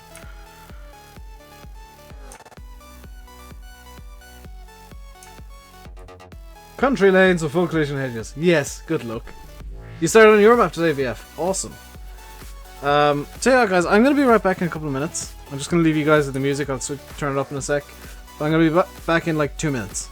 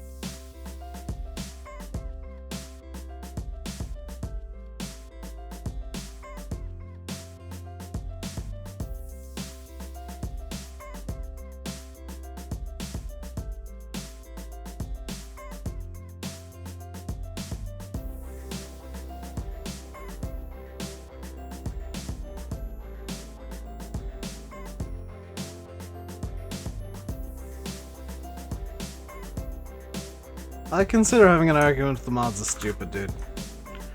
Just gonna say that. I'm back, by the way. Hope you've been enjoying the music, which has been incredibly chill as it turns out.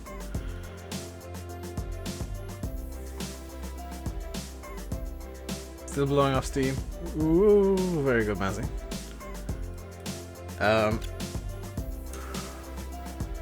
Let's see. I'm getting close to the point where I'm gonna have to start doing more headlands just to get ahead again. Hashtag save. I saved before I left, Matt. I saw your message as I was getting up, and I just kind of came back and smacked the save button just to be safe. After the last stream, I know not to trust Giants Editor anymore. Except it was Windows Update that caused the crash, so I'm not blaming Giants Editor for something at least. Pop the endpoint there. Pop the start point there, and Matt's gonna get really angry with me. That's not the start point. I want the actual 100% legit start point. There we go.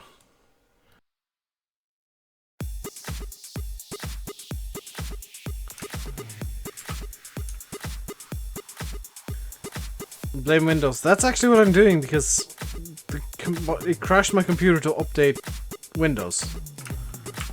Which, that's stupid.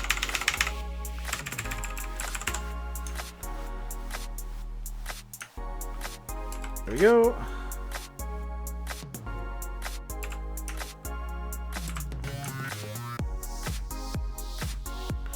I'm hoping this behaves nicely because I don't want to put too many points on the spline.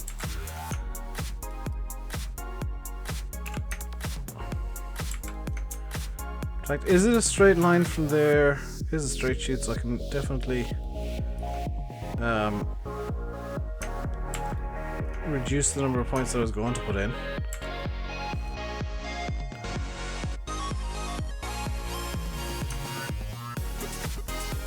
Let's just get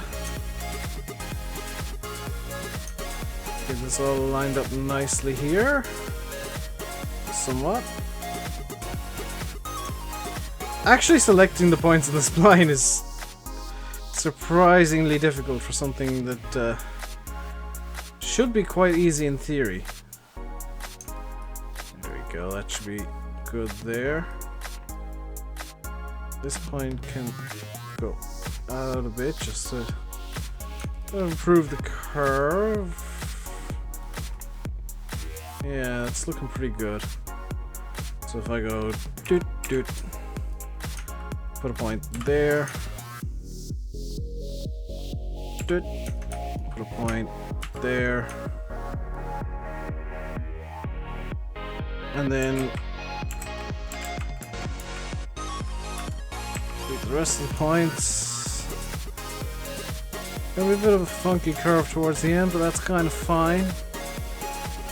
At this point, can we move forward a nudge?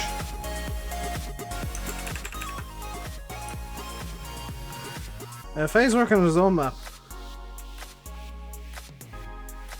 Nightbot is not made by YouTube, Robert. Nightbot has been around for a lot longer than YouTube's been able, or YouTubers have been able to stream. Nightbot is a bot made for Twitch streamers. And the entire purpose is so that it acts as an auto mod, and you can put blacklist, you can put words and stuff. And just give the mods less to do and allow them to enjoy the stream a bit more. Also, it saves me having to repeat things a lot, because is that stuff that, oh my god, this looks beautiful. Sorry, I just got completely distracted by how pretty my road is.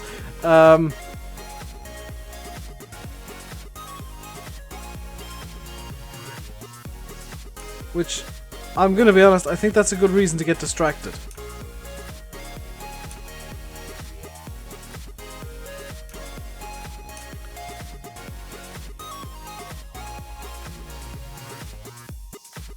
Lots of people making maps now, and I honestly think it's because people have realized maps are easy to make. Like, not putting it down around any map makers at all. In fact, you know, I think RainbowDave is one of the best, as is Bullet Bill, Lancy Boy, Dusty Dave. They're all fantastic map makers, but if you want to get a map of the same quality as they can do, if you want to make one yourself, it's not as difficult as people think. Windscreen's gonna get a tad scratched. Yeah, but it's completely worth it for this kind of beauty. I mean, could you imagine, like, if I can deselect the things, could you imagine driving down a road like this in real life? Like, how beautiful is that? Just driving down, seeing tree after tree after tree after tree. The only way you can do the map you want is a 4x. Oh, good luck with that, VF. Spline placement will be your new god. That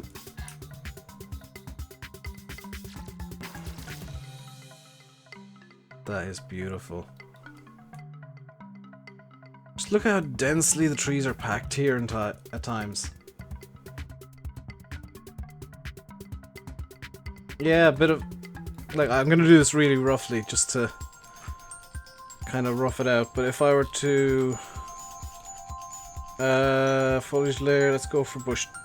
Is it bush 2 I want here? Why is it not letting me put the foliage layer down? Oh. Yeah. Is it bush 2 actually? Bush 1? No. Bush 3? Maybe bush 3. Bush 4? No, it's too bushy. If we're gonna go with bush 1, let's just really quickly do this and just give it a bit of a swipe going down here. That looks really dense, doesn't it? But here's the fun bit, is I can just kind of nip in and delete bits and just lighten it out through deletion.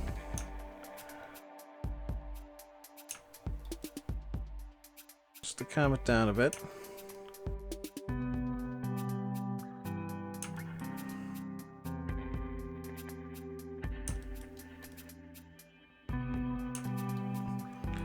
This is where I'm having my fun now, is just kind of throwing the extra foliage layers in where I think they'll fit. Is it grass 2 I want? I think it might be grass 3. Nope, it's grass 1. Yeah, that grass. Then this, we get painted in pretty heavily on top of it. Like this.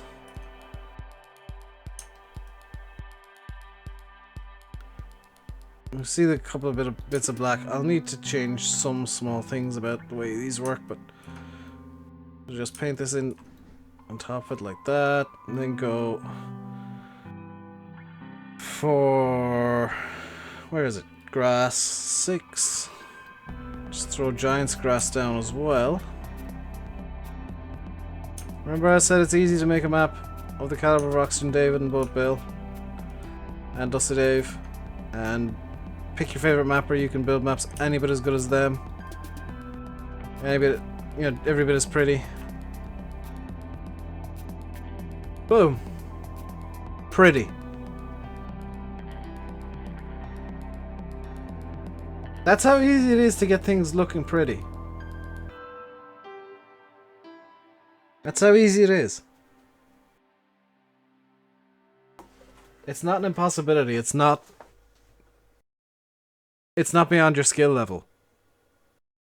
It's just about looking and taking 5 minutes to just sit back and look and say, okay, well, what would suit? What do I want here? What would look good in this specific area? What would mesh well? What would meld well?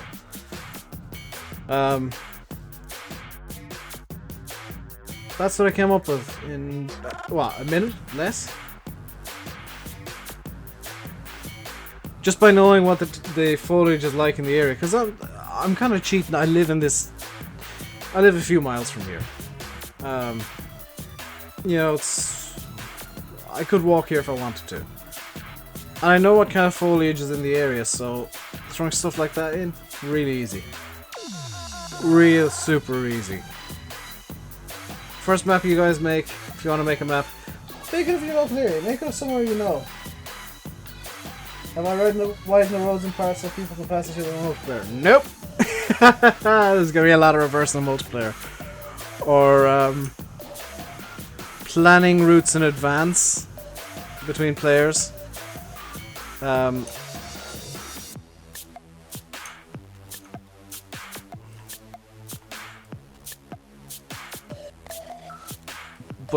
like I said, making maps is easy. Am I using default barns or making customs? I'm gonna be using custom gates as the plan. I might make a couple of barns as well. But the building pack I have, where is it?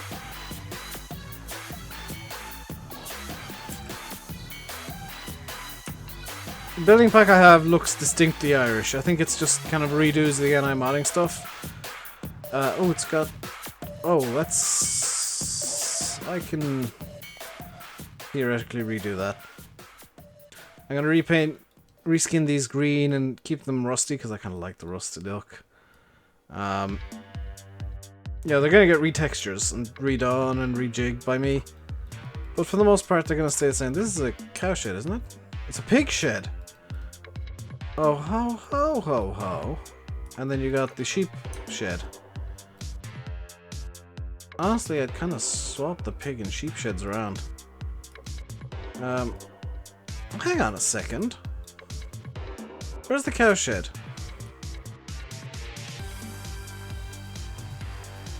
This looks very similar to the one that Dave used on Pemberton. Not overly gone on them. I'll retexture them. I've got no issues retexturing stuff.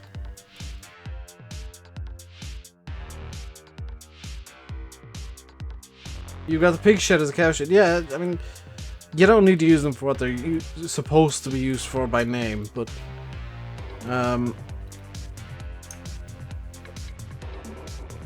I use this spline again? No.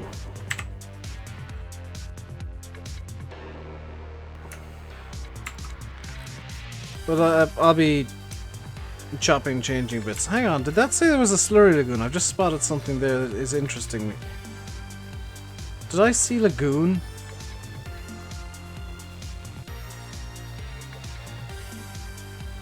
No. I must have seen wagon.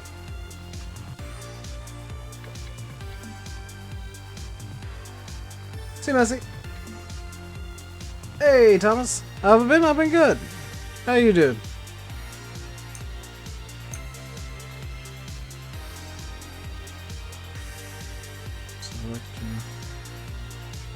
This is the longest possible spline I can do right now. I guess the more sensible thing would be get these two lines in. Oh, these are parallel. Theoretically, I should only have to make this spline once and then just nudge it up a bit.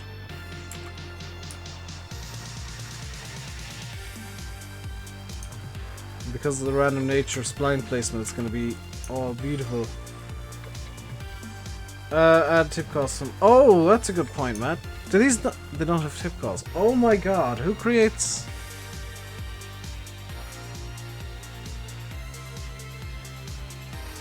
Who creates a shed pack for FS17 without tip calls? I'm gonna have to get tip calls made up somewhere.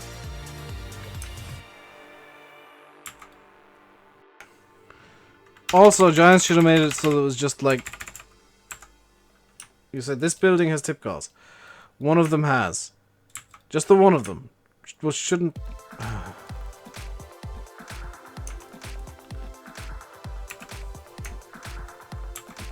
I feel like I'm allowed to complain about sheds not having tip calls.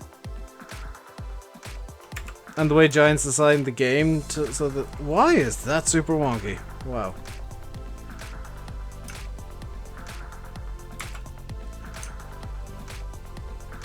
Maybe 2 of them. Huh.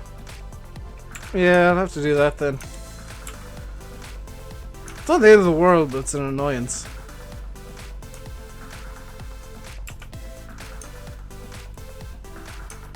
$25 by 18 shows the only one. Yeah, that's... Honestly, it's down to bad design decisions by Giants that tip calls are as wonky and as difficult as they are. Because realistically, the design decision Giants should have made was, okay, well, all buildings will have like a tick box in the user attributes has tip calls. Or, you know, solid walls or something. But that's not the way Giants decided to do it. And that's why tip calls on maps tend to be a bit wonked most of the time. It just comes down to Giants made a bad decision and now it's kind of impacting maps and mappers and the way that mods are made. That's why when I see bad tip calls on a map I always say, oh, that's a real shame, but I can... Like, I always say to myself, you know, that's a real shame, but I can understand how it's happened, because at the end of the day, it's... Giants made a screw-up, and it's modders getting punished for their screw-up and screwy decision.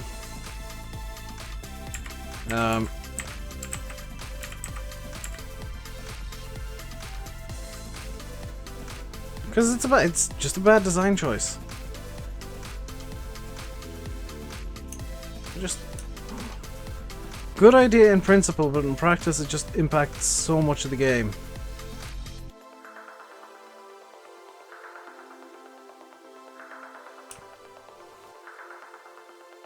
The silage pit doesn't have tip calls. Well, that's a broken silage pit then, isn't it? Come to think of it, does the silage pit have... This is the silage pit, right? The silage pit doesn't even have silage pit triggers. Like, the manure doesn't really need triggers, I guess. Yeah, this shit has tip calls. That's stupid. That's really stupid. What's this plain thing in the grain storage shed? Okay, that makes sense then. That's really stupid that it doesn't have tip calls though. Like, insanely stupid.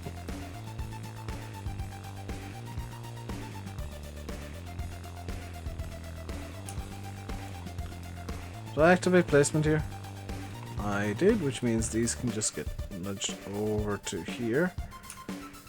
And hopefully, yes! Haha!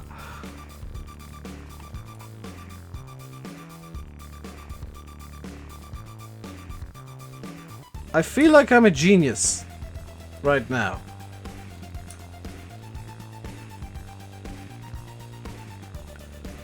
Because if I were to execute appliance placement, yes. Appliance placement here. Yeah, that's actually really good. Wow. Are there any trees after coming out onto the road at all? There's one there that I can just nudge back right about now like that. And that's it. I just need to nudge all those trees in a bit. Actually, I don't really. Just thinking about it, I don't need to touch them. That is fantastic.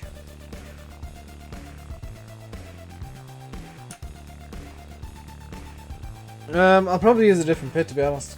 There's a few pits around I can always just steal triggers off of another pit if I feel like I want to use a specific one.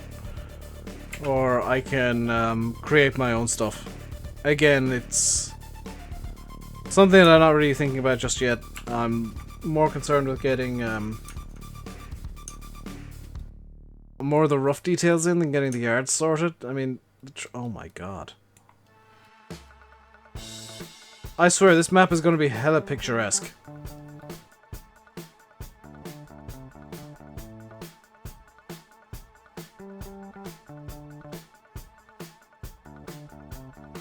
Like, just imagine, between me and these trees here, there's a combine or a tractor. And you're just working the field, and you got that going on in the background. That's beautiful. That's really nice.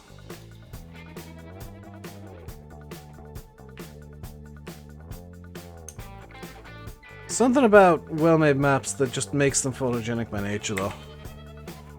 Hey, Liam! I'm not saying this one's gonna be, you know, amazingly well-made, the best-made map ever, but I'm putting the time in to make sure I don't make silly mistakes as much as possible. You know, there's gonna be mistakes made. I'll fully admit there's gonna be mistakes made. It's not gonna be perfect by any means, but it's gonna be as good as I can possibly get it. Is this the end, the start point? Yes. You can go over to here. Actually, to here. The wall stops there. And now we start spamming insert. And we do that. What time is it? 5:36. In theory, we've got another hour or so left of the stream. Do you guys want me to keep going, or should I maybe stop up and do something else tomorrow? Feels like it's later than 20 past 5. Or 20 to 6 even. Save time? Not save time yet. It'll be save time soon. You'll notice views are dropping quite quickly of late.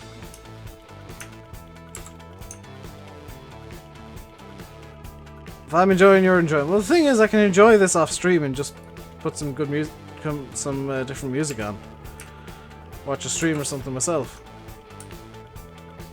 Because I know Nissan's got something going on their YouTube channel today that I'm definitely interested in watching. Because it's got something to do with motor racing. So there's always something that I could be doing while mapping. And I'm usually doing something else while mapping. Let's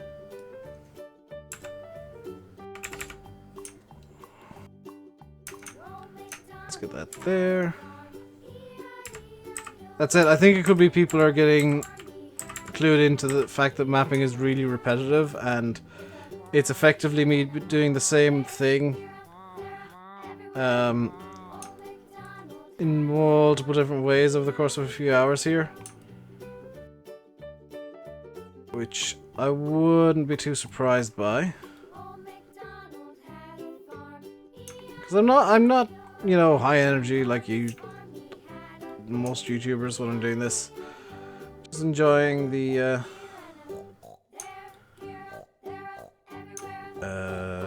here. I'm just enjoying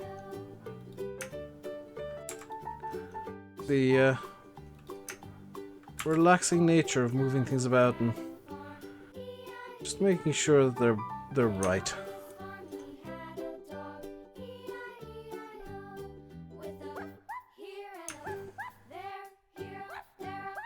I don't need to be super high energy to do this. Don't need to be super low energy like I am at the moment, but I'm just don't see the point. So is farming. That is true, VF. Farming as a whole is hilariously repetitive. And like people will complain, oh this is boring, you did this last time. I'm like, yes, it still needs to be done this time. So shush.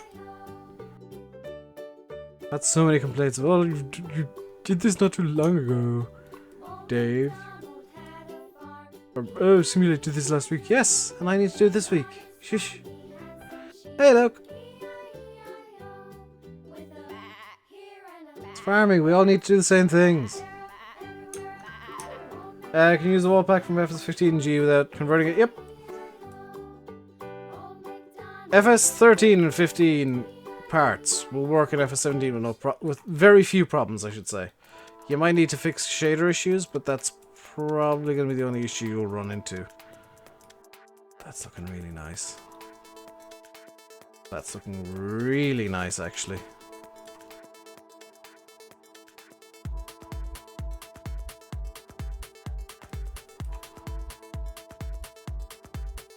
Is that tree intersecting the wall? No, the wall ends like about 6 inches before the tree. Fantastic. Made the roads wide. No, trust me, I could drive these roads.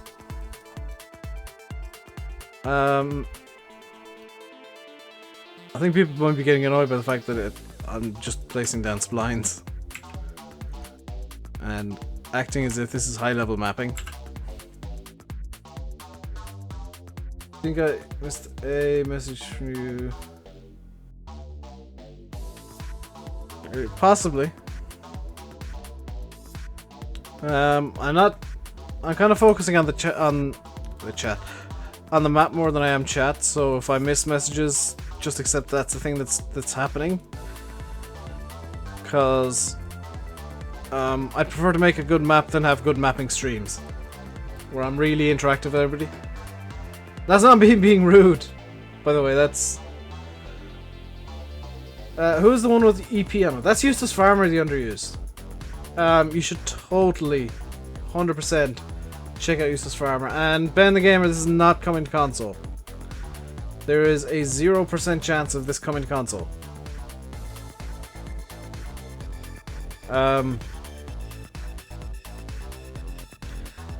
Because people, you know, Sim and Landy will say, oh, it's not really up to mappers. It is, like, stage 1 is the mapper has to decide, okay, I want to try and get this on console. When you're getting a map on console. I can't be bothered, it's too much work. Stage 2 is you gotta, like, set up the map in a very specific way, which I probably could. Stage 3 has gotta be just perfectly optimized, which, again, is really difficult. And then stage 4 is giants have to actually accept that it's up to the standards, which they come up with a really weird system. Recommend you some headphones. Hang on a sec. I recommend Sennheiser HD201 headphones. That's assuming you don't want a mic on your headphones. Because the headphones that I use every single day and wear every single day, and I've almost always got them on, Sennheiser HD201s. They're incredibly comfortable. They are... the sound quality is really good. They're DJ style headphones. Oh no, Mike. Hey, it's Harvey. Sim would be better to ask about headphones, to be quite honest, Monster. If he's here, Sim, could you speak up, please? Because Monster wants headphones. Although, honestly, Monster, you could get a cheap mic and mic stand. You'd do the same thing, really.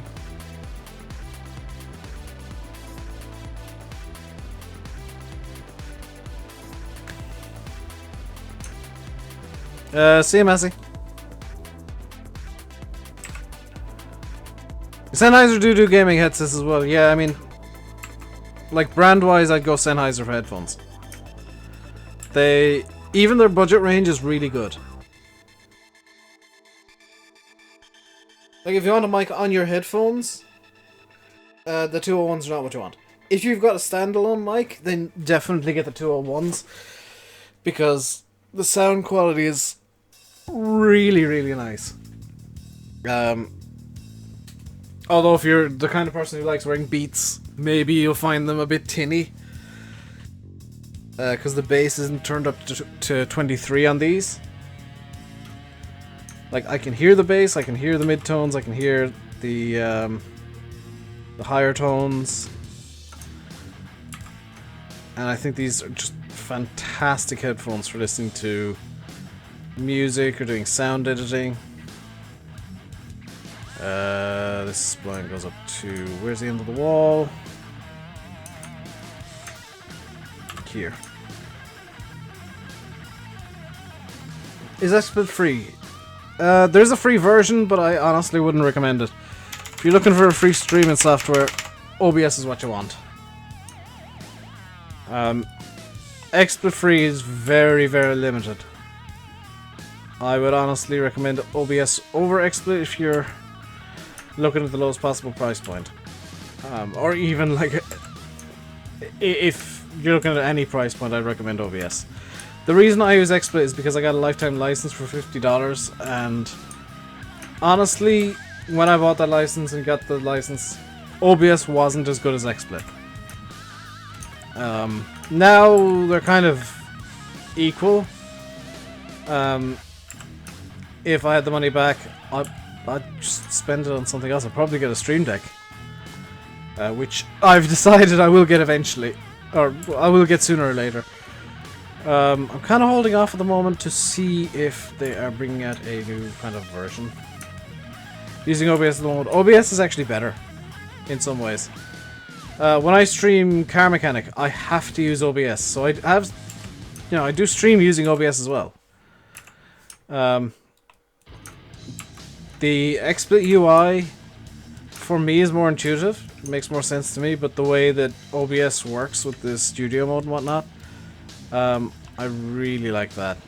I think I've just pressed the up arrow, which is selected the input, the start point. Have I? I've pressed something wrong here anyway, that's for sure. Select this point in the spline, and that. When did I start creating this map? About 2 years ago, believe it or not. But I've taken multiple very long breaks. One of them lasted over a year from working on the map, just because I've got burnt out of doing G from time to time. It happens. Every map maker will tell you the same thing. Is like sometimes you just need to take a break for as long as you need to from a map, which is why release dates aren't really a thing. That's why I really dislike seeing people spamming, "Oh, when's it coming out? When's it coming out? When's it coming out?" I'd much prefer people to ask, how are you doing with the map? How, are you making good progress? Do you feel like you're doing okay with the map? Is it, how's it coming together for you? How's your experience in GE while working on it? Because that's a much more worthwhile question to answer. Because I feel like this map has come together really nicely, and while I can't give a release date, because I can't predict how nicely it'll come together in the future, right now it's kind of looking like it'll be definitely playable by the end of this year. And then I'm planning on having probably a month or two of pure testing, which may or may not be on the channel. I'll definitely do a couple of streams on it, just so you guys can see it in game 100% and, know that it is real. It's not some weird elaborate hoax where I'm playing a video of somebody making a map every so often. I'd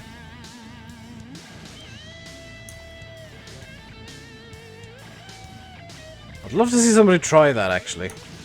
An elaborate hoax where they record somebody else making their map and claim that it's theirs. And then the map never gets released. That'd be too elaborate, though. That would be too many moving pieces. That'd fall apart real quick. But, yeah, there will be streams and stuff when I'm done with the map, and it's probably going to be the only content on the channel for like a month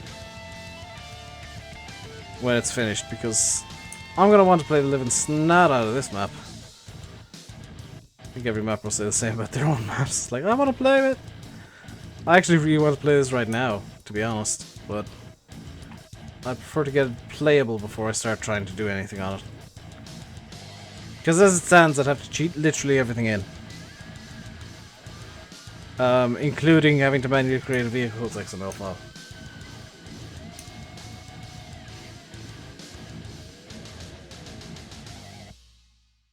Which, by the way, is why I always say don't ask for release dates on maps. And if I'm asked for one on any map, the answer is always and forever going to be when it's ready. Because you never know what problems are going to come up. There could be... You could be just about to upload to Giants and get a message from a tester. I'm dying, the map is terrible. You can get a message from a tester saying, oh, hey, I've just found this problem that actually actively breaks the map. You could be literally uploading it. Final upload. And then you get the message of doom where it's like, yeah, the map's completely broken at the moment. Because I found this one bug that breaks everything.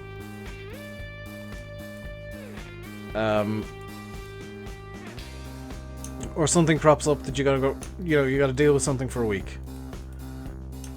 And the day you were supposed to upload it was in the week that you're dealing with a lot of stuff.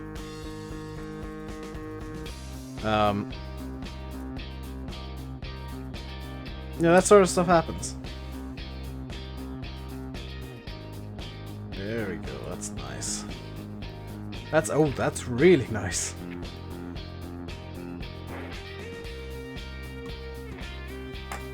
Hashtag save. Too many trees? There's not too many trees. I have been told by a reliable source, aka Oxygen David, that the west coast has over 12,000 trees. I'm around probably like 8,000-9,000 on this map. And I actually have a forest that I want to thin down a bit, so there'll be fewer trees. But that is incredibly pretty.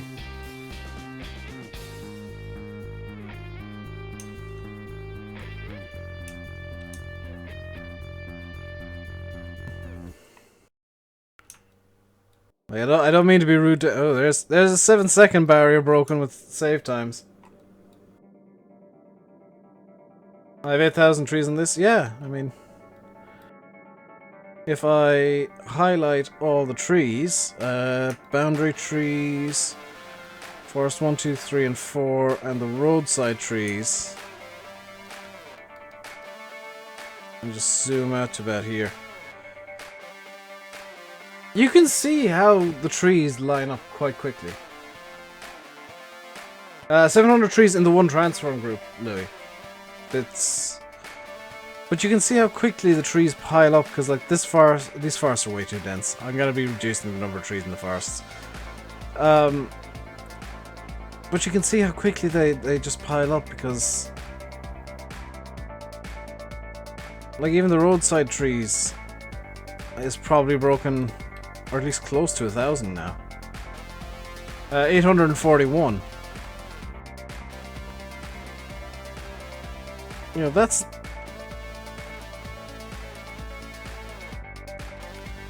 not a little amount of trees. Do you mind showing the script setup for trees again? Sure. Script editor, please. That over here. So, local object distance, 15. Local no object at start, false. Local stay upright, true. Local use distance table, false. Local random order, true. Local random object distance, true. Local random object distance percentage, 137. Local random placement, false. Local random Y rotation, true. Local X, Y, and Z rotations are all 0. Local random scale, false, because they're all going to be just their own standard sizes. And then that's all the... After that, these 6 lines here determine the random scalings, like maximum and minimums. Local line with terrain, true. Local not a terrain, 0 is true. So ostensibly there's trees being placed every 15 meters with a plus or minus of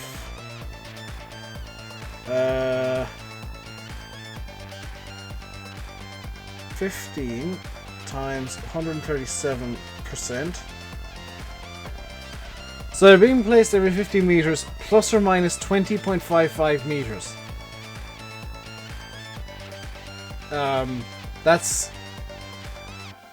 So they can be placed 35.55 meters apart. Or, you know, literally on top of each other. But the spline doesn't do that. You know.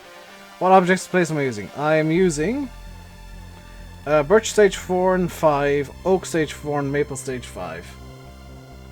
For a nice kind of an Irish mix of trees. You could throw more trees into the mix, but most of the trees here are deciduous, especially on the roadsides. So having the deciduous mix, maple isn't too common here, but I'm kind of using that in place of beech.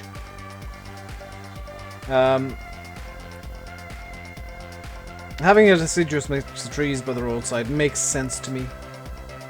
There's not really an evergreen roadside in Ireland. It's all like during the autumn. It's really beautiful because everything turns brown and gold and all sorts of colors. What is George? George is a stage 5 birch, I believe. George is in this yard over here. Let's have a look. Oh, he might be stage 4. Oh, he's stage 4 birch. He's a small little dude. George is but a small tree.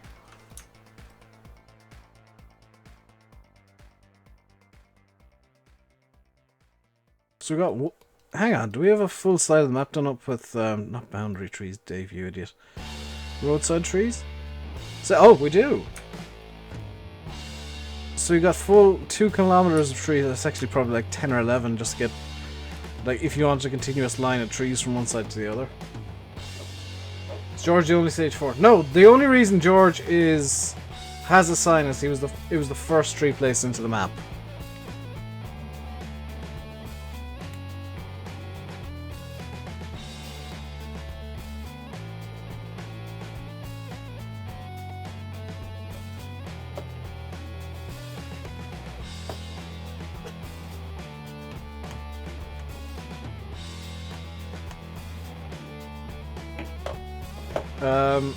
Yeah, it's a full 2 kilometer stretch there of trees. For many months George was alone on the map. That's why he got a sign. It's the running joke that George was the loneliest tree in the world.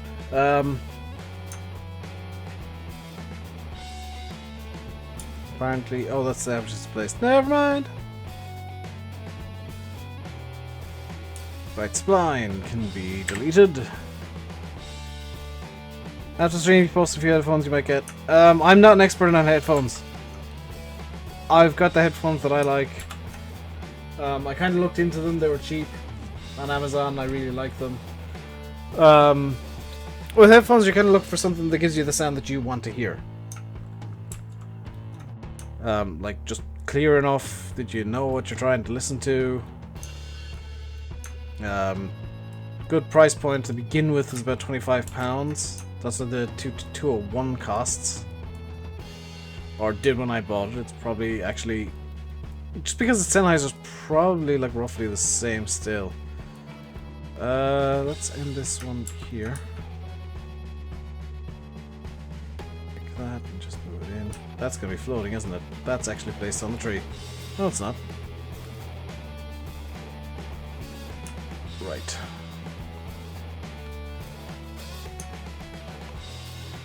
So you can go there and with insert spam.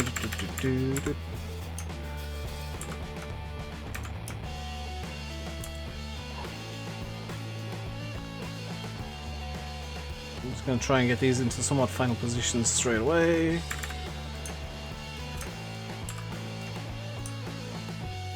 Best headphones look terrible. Yes, they look dull. Because Sim showed me some, like, top of the line, absolute best headphones you can buy. And they look atrocious. That's weird. Top of the line headphones all look atrocious. Like the kind that DJs would wear professionally and sound management people, experts would wear. They look terrible. They don't look comfortable. And probably are not comfortable. But it's all about how they manage the sound.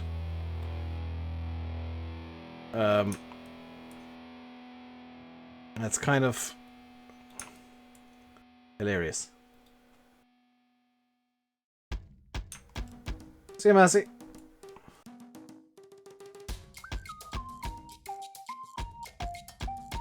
Dan, iPhone headphones aren't good headphones.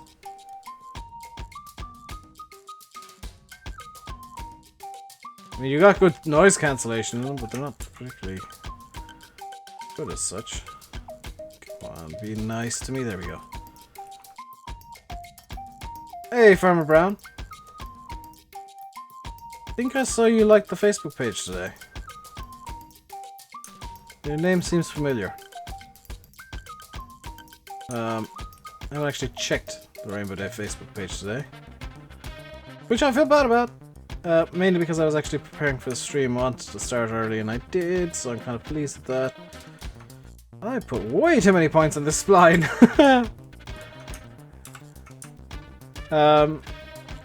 Oh, good lord. This is going to be mass deletion again. Delete, delete. Oh.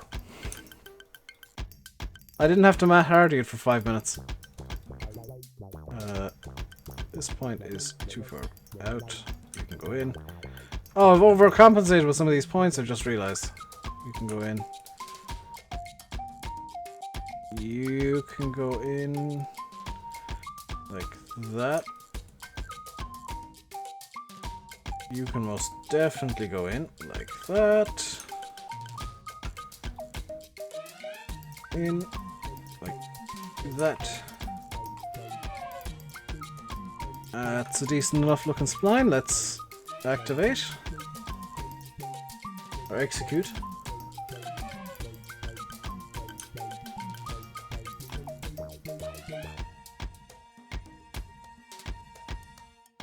You like everything I do, especially the map. Thank you very much. I use Sony noise cancellation once for mowing. Okay. That is looking good. That's looking real good, actually. How close are we to the point where we actually need to start doing more headlands? So, I can realistically do this field, this field, this field... Not this one. Okay, so... is there any marker I can leave on the field? Not really. This one, this one, this one, this one, this one, this one, this one. This one, this one, this one.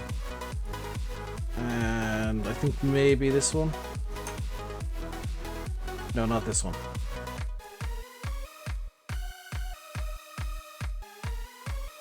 But for over here where I don't have the headlands done correctly yet, I'm going to just drop the trees entirely down.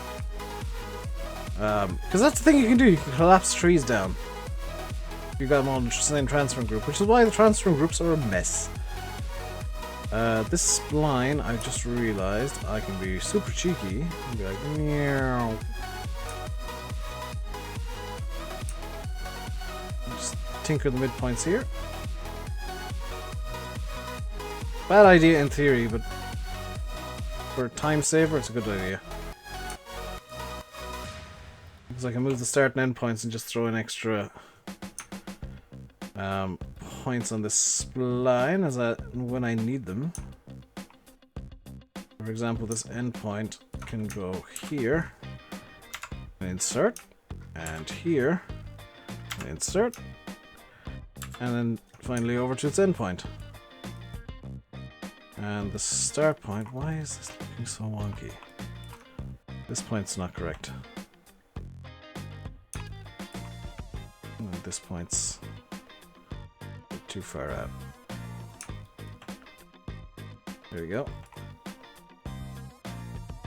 So there are times when I'm just intentionally not looking at chat, and it's not because I don't want to see what chat's saying. It's because I want to focus on something on the map, like these splines. Please don't select the tree. Thank you, G, for being nice to me for once. Can I get away with that? Yeah. Can I get away with that? Can I get away with that? As is, yes. What about printing off the map to check what ones I've done? What?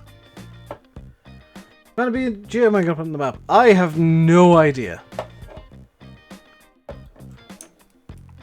If you think I've planned BGAs and stuff, you're sadly mistaken.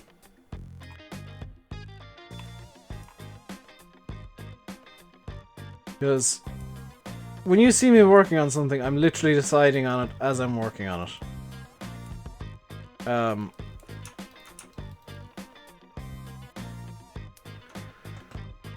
It's not a case of, you know, I've got this mega plan in my head for the map. No, I'm literally just like, well, what would suit the most here?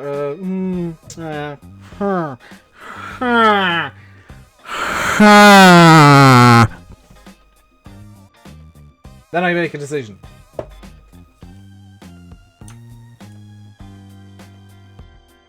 There's been a whole lot of humming and hawing about stuff in the past, and it's gonna continue.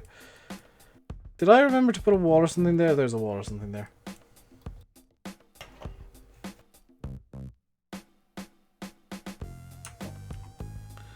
So these fields up here are all done. So north of that road.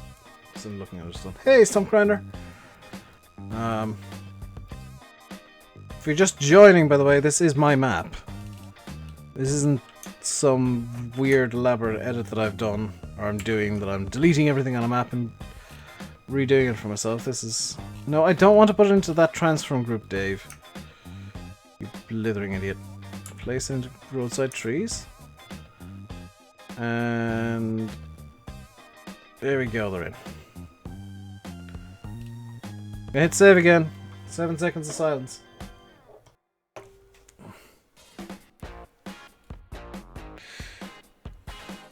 There we go. 7.3 seconds. It's actually getting slower. I'm getting a bit concerned by the save time increases. Because it's gone up by half a second today alone.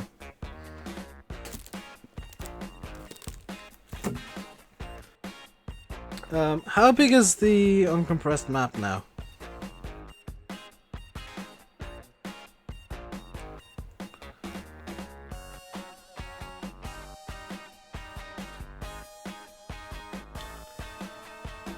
Properties.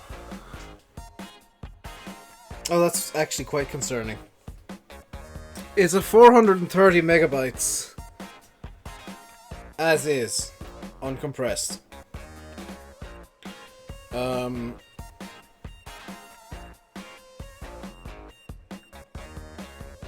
But that's with all the i3Ds in place.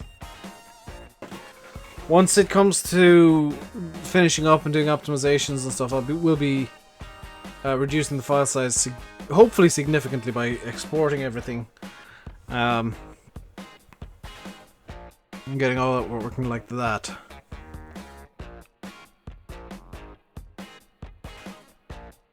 It'll half in size and compressed, yeah.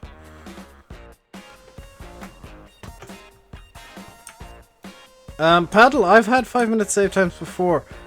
You might want to, and this is gonna sound silly, you might want to check that your hard drive isn't corrupted. Because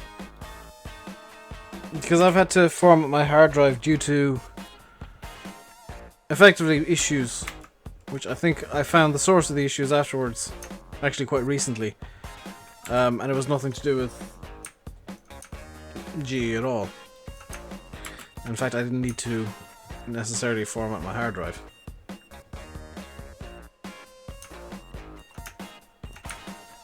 Right, let's get the start point there. And we're gonna do Matt's method for this spline. We're gonna do Matt's method for this spline, which is you use the endpoint like a noodle snake, and you noodle snake the noodle snake to noodle snake. So with the endpoint here, press insert, it'll generate another point. Matt, your way is terrible. I strongly dislike your method of doing splines. Because all it's done is broken the spline I've already made.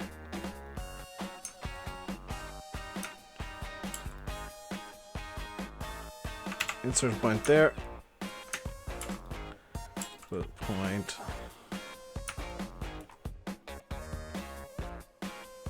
there. Yeah, Matt, your method I dislike. Strongly dislike. Let's just go back and do my method, because it makes sense to me. Right. Is there any points in between? Okay. So all the points I'm about to generate are going to be between this point and this point. So let's generate about 12. Or however many that was.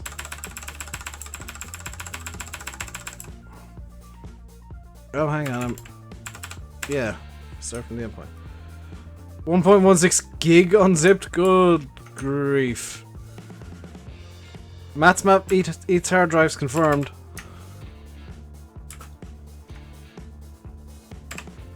I should actually mention that my map is saved on my hard drive. If I were to move it to the solid state, I'd probably get like 2-second save times. Which, that's actually kind of tempting.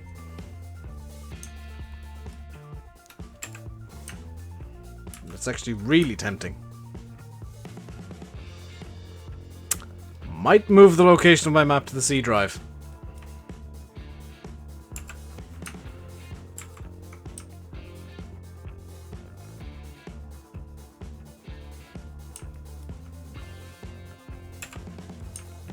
Oh no, my 7-second saves are on my HDD.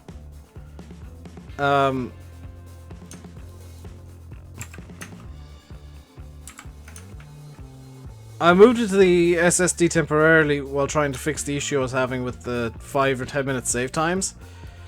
But once I realized that was doing nothing, I moved it back to HDD.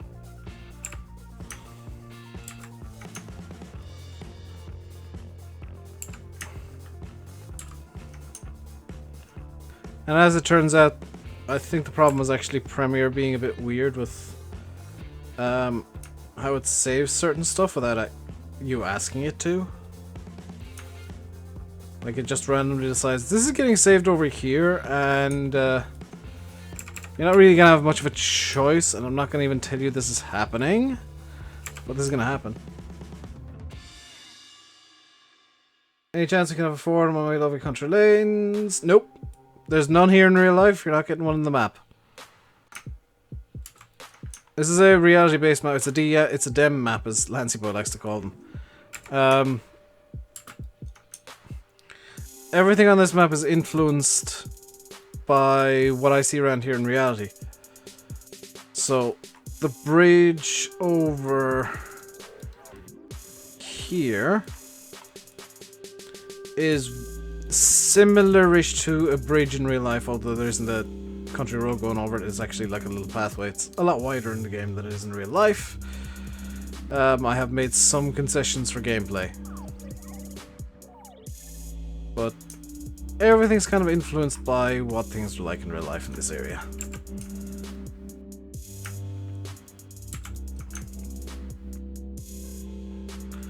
What about a pot of gold? I might do that for the gold nuggets, I will be honest. I might hide a pot of gold somewhere in one of the forest areas and actually have it so that there's all 100 gold nuggets there.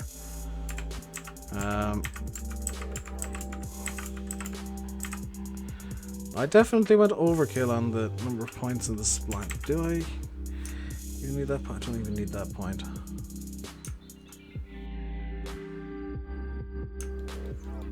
So that's a really big spline, actually. Wow. It looks kind of good to me there. Spline placement, execute. What other maps have I done? 0. This is my first map. Why am I streaming this if it's my first map? To prove that anybody can do a map. Anybody at all can do a map. All that it takes to be a great map maker and to make a great map is patience and a lot of time. Done edits to maps. I've worked on Selby with Lancey Boy. V3 on FSUK was effectively an edit I did to apologize for screwing up with testing it.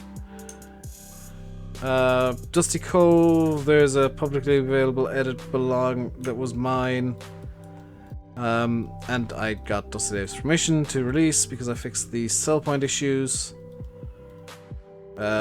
Thornton, I've changed quite a bit of the map actually. Well, quite a bit of a couple of specific areas. To suit how I want it to be. You know, map editing is what I'm used to, and the map making is a bit slow as a result. But the point stands that anybody can make a map.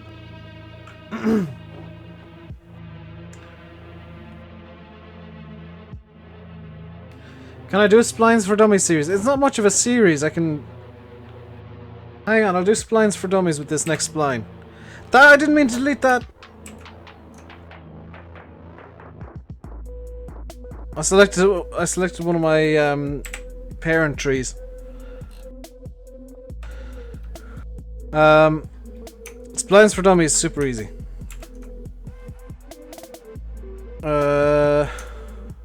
Roadside trees, plonk that in there. Hello, Lancy. Let's see where this spline would make sense going. Realistically, it makes sense going either way, but I think...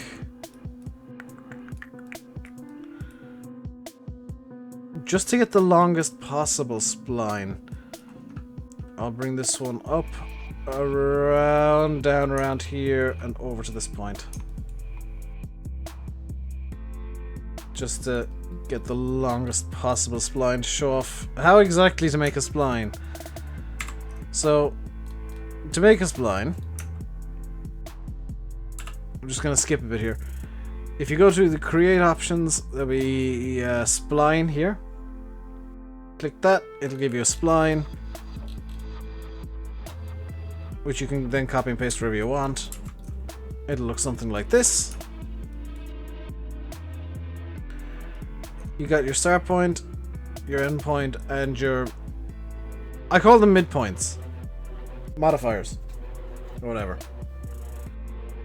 So your start point you want to put at the start of your spline. The end point, this is the way I do it at least. The end point you want to put at the end of your spline. Middle modifiers, where do you put them? These are what will decide where your spline goes. So we'll say the first one I want is going to dictate which way the spline goes, which is going to be this way. And then you just spam insert a bunch. And notice I'm going to have to replace the first point on the spline. That's something I was kind of expecting. There we go. So you just use Control B to place the points. Insert gives you more points. So you go along where you want your spline to be. Especially with spline placement, it actually is a bit easier with spline placement. And just Control B along the hedge or whatever you want the spline to be at. I've screwed up a bit, actually, because actually quite a lot, because I've got to move the end point. I've derped. I put the end point in the wrong place entirely. So the end point can go there, and now we work backwards again. So this point goes... nuts. This point goes here, and it might keep being screwy now. As a result... it's not going to keep being screwy. Fantastic. You might notice that I keep putting splines, or the midpoints, a bit closer together when I'm at corners. That tends to... I'm going to move this back here, actually. Putting points a bit closer together at corners just gives the corner a bit more smoothness, I find. It allows you to manipulate it a bit better. You'll notice that it's also forming loops a lot. That's the way it works at splines. It kind of creates the smoothest line it can between points. Like I said, I was just mentioning Selby. Lancy. Talking about how V3 was effectively me apologizing to you for screwing up testing. Nothing untrue was said. Welcome back, VF.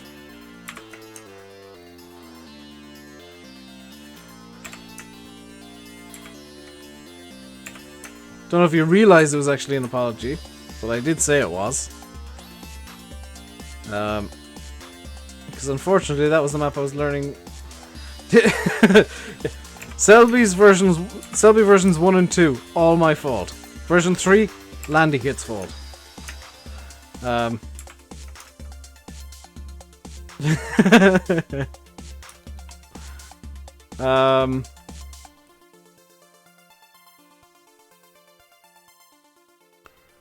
Although I did, I think, miss 1 or 2 errors that I should have caught in V3. It was a lot less derpy than the stuff that I missed in version 2. And especially in version 1.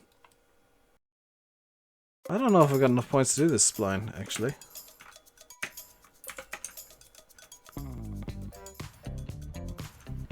See, if you look at the input visualizer, which is the little keyboard thing on your screens, look at the hot pink stuff. That's what I'm pressing.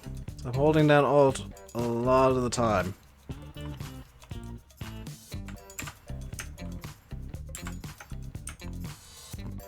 I know that I tend to tap buttons a lot, but hopefully you'll catch the like 3 frames where I'm touching buttons. Because I try and do this reasonably quickly. Let's just speed things up here a bit.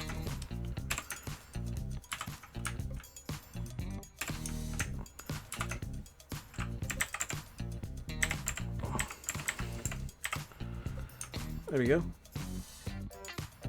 That's the spline in. Now I just want to have a check over. Oh, I actually want another point in there just to smooth the curve out a bit. Make it a bit more predictable. Like that. Looking good, looking good. I'm gonna move this point over here a bit. Good. That's looking good. That's... just nudge this point that way. Yeah, that's looking good. So just go to spline placement, hit the scripts button, hit spline placement, execute, and kaboom! Trees are in. Kinda clustery here, but if I have a look, everything is more or less where I wanted it to be. It's usually the corners where I make my bigger screw-ups. Like this tree here. In particular, this tree is not where I want it to be. Just nudge into the hedge so that there's less problems for players.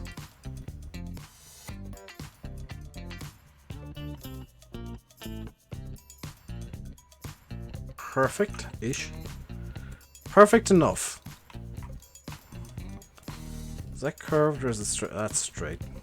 Makes it a lot easier to do splines. So we'll delete the spline again.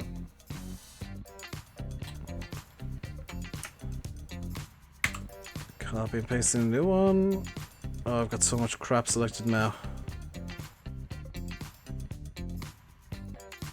And that can go in there.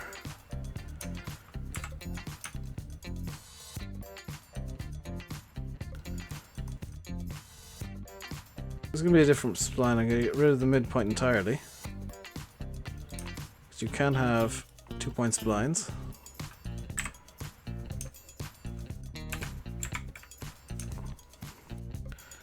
For straight lines, you realistically just want 2 points. You want your start point, which hopefully isn't in a tree. There we go. And you want your end point. And in between, it'll form the spline. And now I just need to tweak these until I'm happy with how the spline looks. It looks curved because there's a hill, actually. That's kind of cool. It's a cool little optical illusion. But you can see the spline actually is underground for the vast majority of it. That looks good to me. There's trees either side, that's kind of fine. I don't mind that too much. As long as they're not like in the middle of the field. The entire spline is off to the left. Okay, that's not good. That's decidedly not good. Can I grab these trees, please, G? Trees are the worst. select them when you don't want to, and then when you want to select them, they just won't do it for you. Like right here, this one tree is refusing to select. Let's delete that. As it turns out, I do need a midpoint here, so let's grab the endpoint. Let's generate a midpoint. And there's the midpoint. Just plot that there. That'll straighten things up nicely. In fact, it'll curve them, but it'll fix it nicely. Deselect the bushes. We'll regenerate the trees. What did I just do? Oh, I selected the wrong transform group. Generate the trees. And I get the feeling there's like 6 trees all cluttered in here together. Way too close. So this tree can go here. Actually, let's control Shift B to get the tree the way that I want it. There we go. Just nudge you in there, nudge you. Actually, are you fine where you are there? You're fine where you are there. Yeah, that's nice. I like that.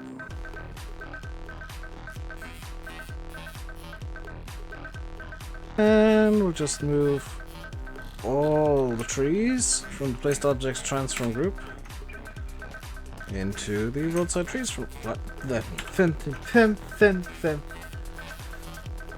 can you do this for roads? Unfortunately, I think there is actually a script that can do it for roads, Lancy. Yeah, when you got the trees too close together, they will start flickering in game. But the way the script is doing it is being really nice. That's got like the way the script's doing it, it's not placing them overly close together. It's placing them close enough together that, you know, they're dense, but not close enough together that they're gonna start flickering, being weird. Because they overlap and they intersect and they do all those sorts of things, but they don't ever flicker. And I'm actually running out of places to put trees now. Already, because I'm gonna have to very soon start getting back onto the headland work, because even this field here needs a new headland. You've noticed flickery trees on this map or on other maps? Because I've not seen any flickery trees. You've not noticed you've not noticed flickery trees.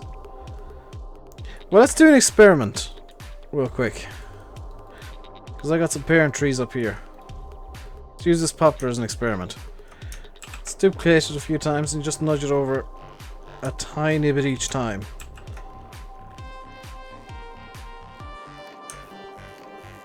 Let's see if it wants to start flickering.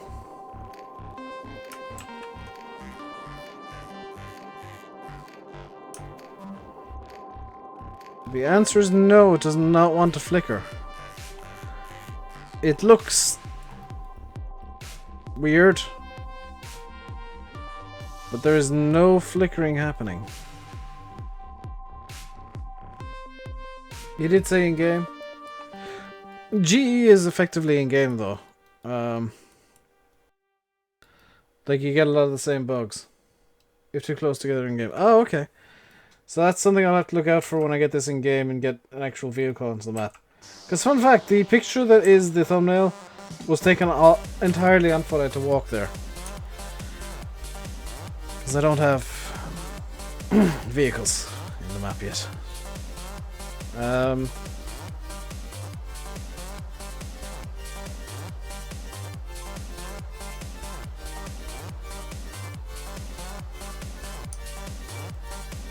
So that'll be a concern for later on then. Is flickery trees, magical flickery trees. Trees like ash, maple and oak. That's concerning because that's like all the trees that I'm using.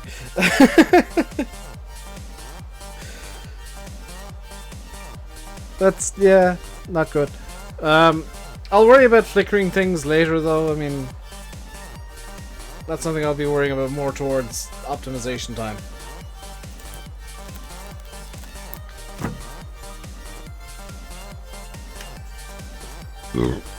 Ooh, I apologize.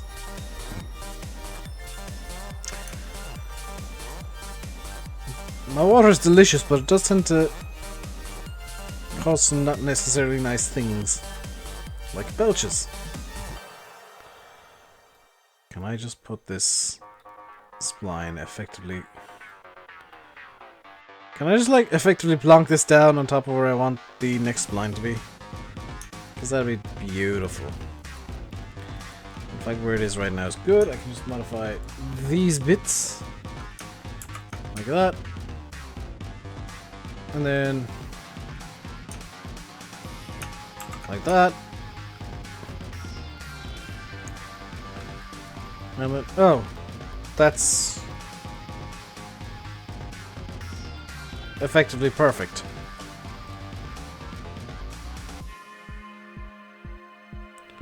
For anybody who thinks mapping is hard, spline placement execute.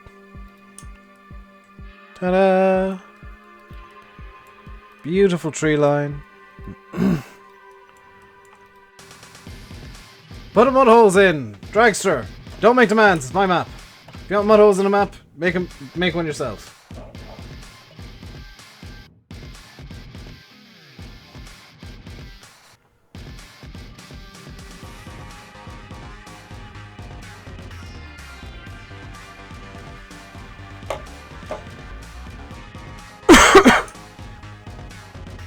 I don't mind people making requests for, hey Dave, could you do this? But if you're saying, hey, do this.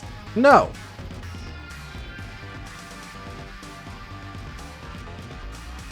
No. If you want something to map that badly, you can either edit an existing map or make your own. All the resources for that making are free. Somehow I've managed to make 2 splines. Fantastic. All the resources for map making completely free, so I mean it's not like it's a difficult task. Can I put grass in the map, please? I think I might stretch to do that, Lancy. Just for you. Because I'm nice. Like some of the requests and demands are kind of odd. Because it's all stuff that could be edited into the map really easily, but apparently people are too lazy to do that. I'm gonna have to put that there. Because realistically I'm gonna need double in inside here. Hello Ethan. How you doing today? Like, I'm not even trying to be mean when I say, if you want something in the map, edit it in later yourself. Because I'm making this map for me. I'm not making it for anybody else. It'll be released, yeah, but it's my map to suit my tastes. I think oh, that tree's way too close. I think every map maker should follow a similar kind of thing. Is like, if you like the map, great. If you don't, feel free to edit it, because, you know, if it doesn't suit you, then hey, make it suit you. You might learn mapping that way. You might decide to make your own map, which people will then edit because they don't like what you've done to it. It's the boring bits that need doing. Yeah. I'm not looking forward to those boring bits. Like, I'm finding putting headlands on the fields boring, so I'm not looking forward to like field defs and stuff like that. However, I do think your map, Upton Lancy, I think that's going to be a map that just can't get. It just can't get traffic on it. Just from the way your roads are designed, it's a map that if you try to put traffic on, it would be a nightmare to try and figure out how to get it running. Because you need custom scripts. So I'd be more inclined to let people complain about, hey, there's no traffic on the map, Lancy boy. Then, hey, Lancey boy, the traffic's a nightmare on the map. Why does it keep crashing into me and why does it keep crashing into itself? To get out of the field test done for Lancey. You said you do it. I distinctly remember you, Faye, saying that you do the field tests for him last night on Discord. You're gonna want to be nice to me and behave, Spline. You're not gonna be nice and behave, are you? Did you go there? Thank you for finally bloody moving.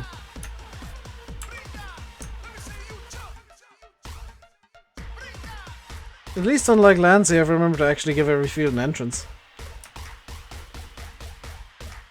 You like to be different and awkward. This is true. Like your magical field where you're supposed to float over the hedges to get in.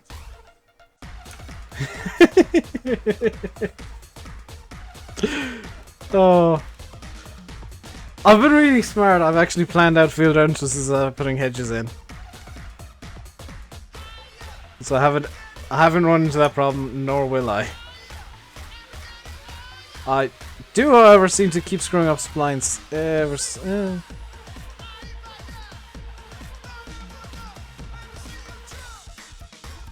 Move you over to this side. Let's just get a bit of jittery going on this bit here. Yeah, that's nice. Just the one tree on the other side makes it look more natural. As odd as that sounds.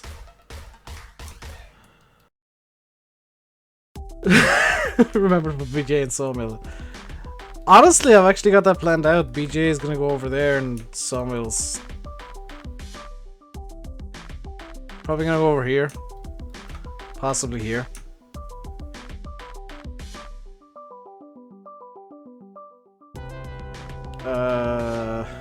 Where on earth was I working just now? Oh, here.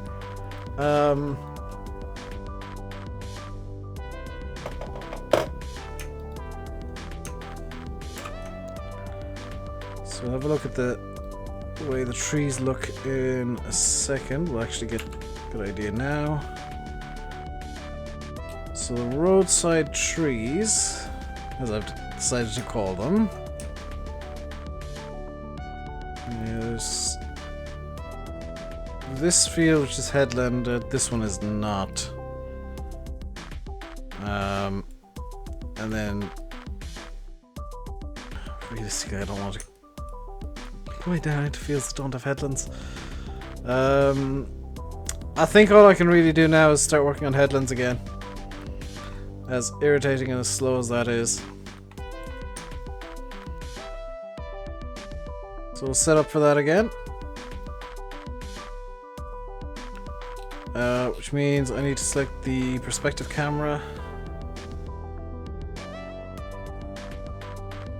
0 minus 90.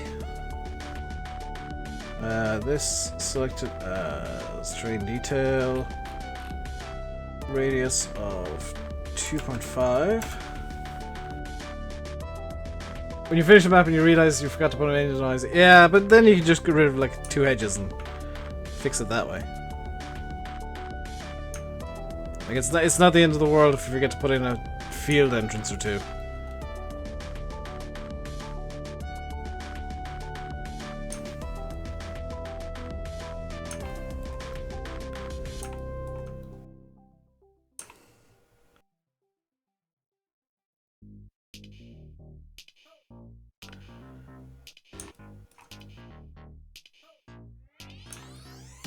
Are all the yards done? Nope, nowhere near. Unless you mean on Upton, in which case the map itself is like nearly finished. He's just got the boring, dull stuff to work on. And I'm not planning on working on the yards for a little bit because I'll have to get everything set up for tip calls and tip triggers and all that. I've moved the dam.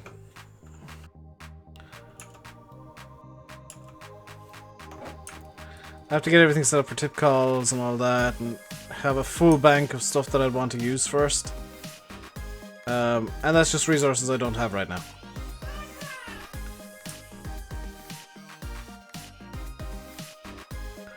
So it's much easier I think, to work on the fields first and the yards later.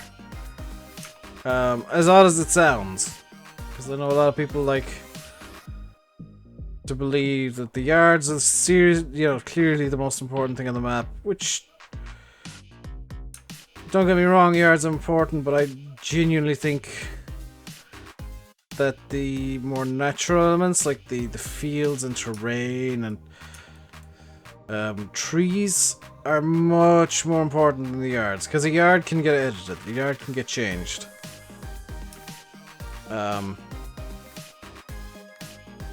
Trees and fields and terrain, you know, they can get changed as well, but just not as easily. And it's simply put, just the way I'm making this map is a way that's comfortable for me. Which probably will annoy people because, Dave, there's no yards done. What are the yards like? I don't know, because I don't have them done. I'll do them when I feel like doing them. I don't feel like spending 3 hours faffing about with buildings just yet. Because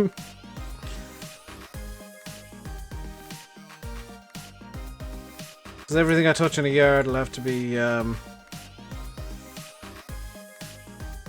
like the ground will have to be leveled off, and I'll have to edit the terrain, and then I'll put the building in, then I have to edit the terrain to suit the building. And it, you know, it's double the work of just getting a field done.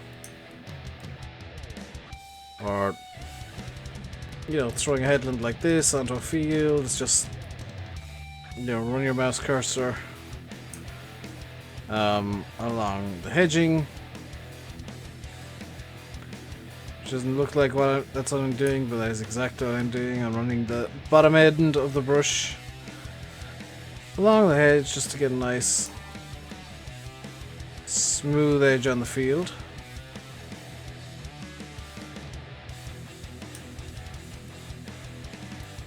Hello, Massey Lover. You're not very good at lurking if you're putting in eyes and saying you're not here.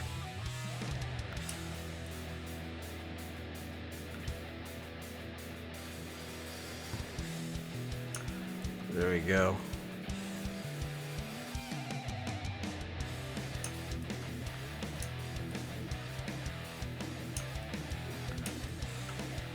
I've got my mouse turned down super low now. It's on like 800 DPI. How am I? I'm good.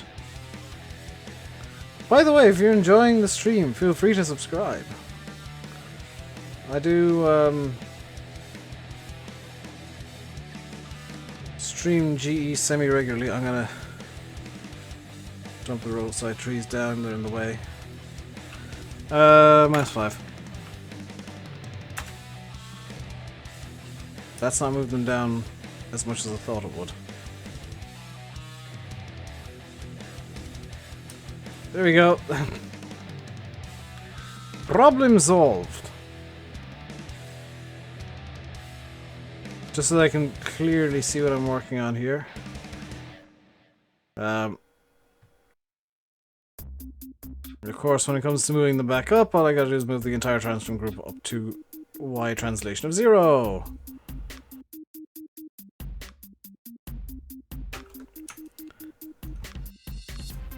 Which I don't think it actually occurred to Fahy or Matt that during the last stream that was something I could do.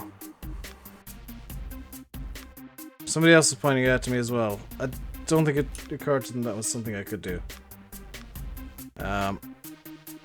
You indicated to say hi, you gotta go now. Fair enough. See you, Mazzy. Let's get this scribbled in.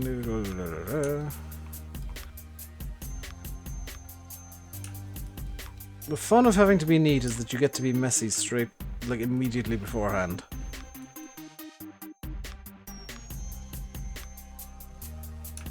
Because when I get super OCD, I intentionally make a mess so that it looks even neater than it actually is.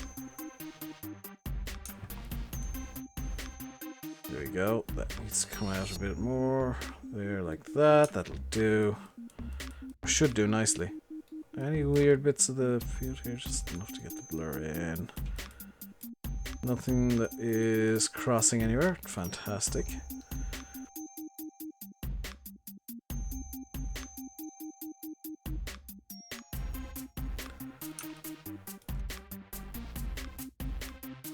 So this is coming together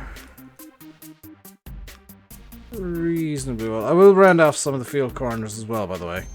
Don't think that I'm gonna have fields with ultra sharp square corners. No, they'll be smoothed off. It's just getting the initial shape in is what I'm worried about right now. Also, I've noticed chat is super quiet, only one message a minute. Feel free to talk, people. I'm not gonna bite your heads off. I'm in a good mood today. I'm mapping, I'm relaxing. I know that all of you are lurking, doing your own things. Probably some of you are in G yourselves. Some of you are in game. Let me know what you're working on, guys. I know Faye's probably working on his map. He's got a habit of doing that when I'm streaming GE. Or when he's in any sort of GE stream.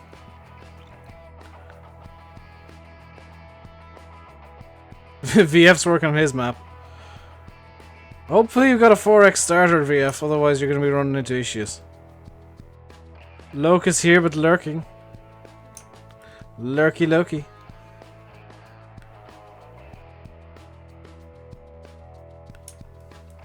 No one has anything to talk about. We'll make something to talk about, Sam.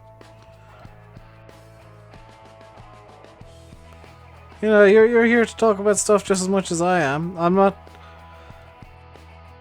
You know, I'm not the one that has to lead the conversation all the time. You guys can bring up topics that you want to talk about. Sometimes I'll shut those topics down straight away, but you can at least try. There's some topics that I know that if they were brought up, that I would start ranting, and that's not a good idea. I know there's a lot of people who enjoy my rants, but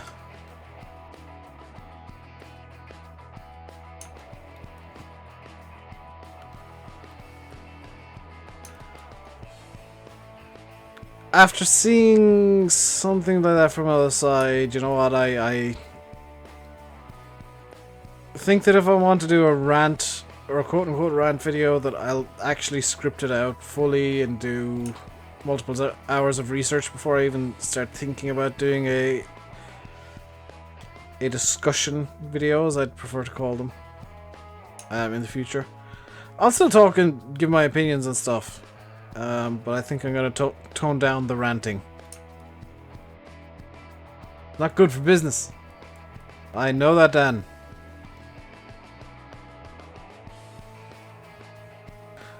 But if I want to start a discussion on something, like something that I've kind of got in mind is if I could get some various modders together, not just mappers, but various modders together, and kind of have a video where there's a round table on modding for console.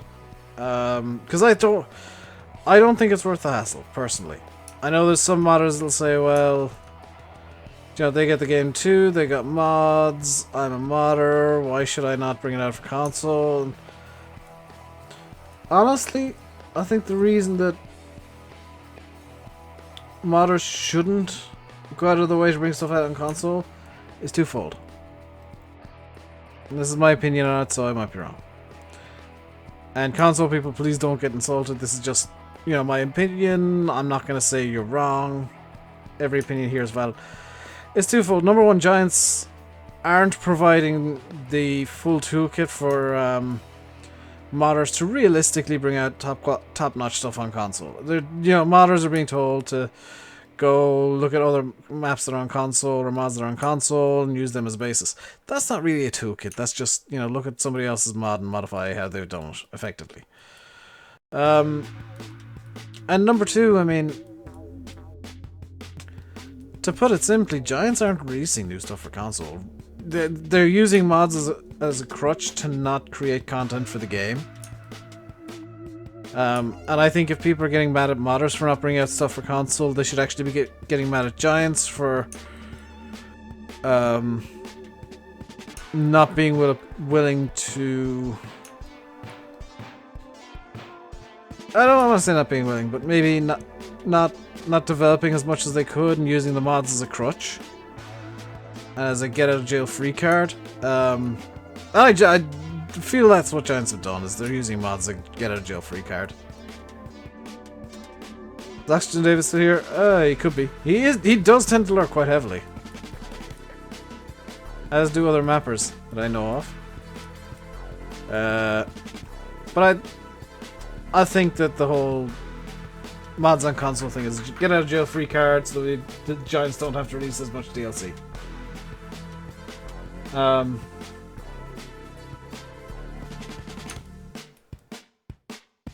Because that's the way it's always been with Farm Sim, and you know, it's always been, well, if you want something in the game, then it can be modded in. You want more content, there's plenty of mods. But then they released on console, and suddenly there wasn't as much stuff on console. And the console guys were limited to just what Giants were releasing, and now Giants have kind of, because of what was it, Fallout 4 and I think it was Skyrim. They've brought the mods into console, but they're not Bethesda. They can't kind of strong-arm Sony and Microsoft into allowing the same freedom for modders, so people who bring out scripts, like Seasons, can't go on console. So, you know, console players can't get that kind of beautiful, delicious, tasty stuff. So all that realistically ends up happening is console players get the same stuff, the Giants quality stuff, which, don't get me wrong, is really good, but they don't get the shiny things that the PC players do. They don't get, you know, the shiny IC, the shiny scripts. And that's a real shame. And when I say I'm not bringing this map onto console, it's, I've always said, I don't want to neuter the map. It's not that I don't want to give console players something, it's just that the way I want this map to be is very specific, and I don't want people to have a subpar experience, and that's what console players would have with this map. Like, it's nothing against console players. If I could get it optimized fully for console, I would. But the map will have scripts. I don't want to bring out a version of this map that doesn't have scripts. Because the way I see it, the scripts are a part of the map. If Giants want the scripts taken out, they want an Irish map on console that's hopefully, fingers crossed, assuming I can get this all done correctly, high quality, then yeah, they can take the scripts out and redo the map themselves. I'm not going to do it because that's not the way that my map is. So for anybody wondering why it's not going to console, it's not that I've got a vendetta against console players. I dislike the people who are constantly begging and demanding stuff on console, yes. And I've said that many a time. But it's that you wouldn't get the full experience on console of this map when it's done. And I don't want that to happen. I don't want people to have a subpar experience. I don't want people to say, oh, this map is great, but it could do with this. And not be able to add it.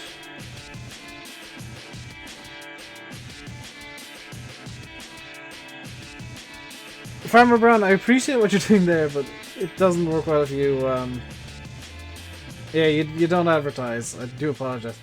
You don't beg in advance, Sam? Oh, no, I'm not saying you do. I'm saying there is a small but vocal element of the console community that demands stuff. And begs stuff. Like, there's been modders, kind of privately coming to me and Landy and Sim and saying, I've got, you know, I've said that this can't, you know, this not come to console. And the messages that I've got since I said that have been atrocious. The language, the threats, like, people have been threatening modders because they won't bring their mod to console. MadXJS, when he said that Giants made a mistake and the forwards couldn't come to console, Because Giants have the New Holland license, but not the Ford license, because Ford tractors is actually owned by a different company. People said that Matt was just saying that. People genuinely said, Matt, you're just saying that because you don't want to bring it out on console. Matt, you're lazy. You're useless. You're terrible. You literally can't. 4X is impossible on console. So you've already made the decision about consoles. Whether or not you realize that you've made the decision. But the people have said they've been threatened by console players because, you know, with Matt XJS as an example, the Fords literally can't go to console. There's not the license there. With maps as well, I've heard people getting threatened and, you know, a lot of hate being sent their way because, oh, it can't come to console. It physically can't. There's a reason that it can't. You know, either there's a shader error I can't find, but it's there, and Giants are saying, well, it can't go to console with a shader error.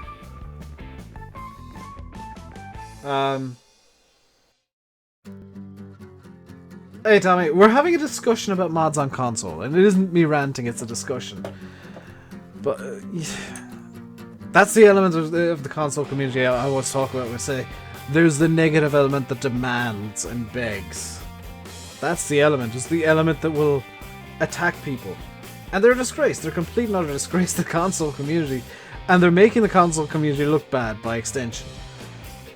Now, but the majority of console players, and I always say this, are fantastic. They'll be really quiet about being on console, and they'll ask occasionally, you know, is this coming to console because, you know, it looks really good. And if for example, I turn around and say no, and give my reasons that, you know, it's not going to be correct if it's on console. It'll be toned down, it'll be neutered from what I want the map to be. And it's my map, and I want it to be a certain way. And kind of important to me is...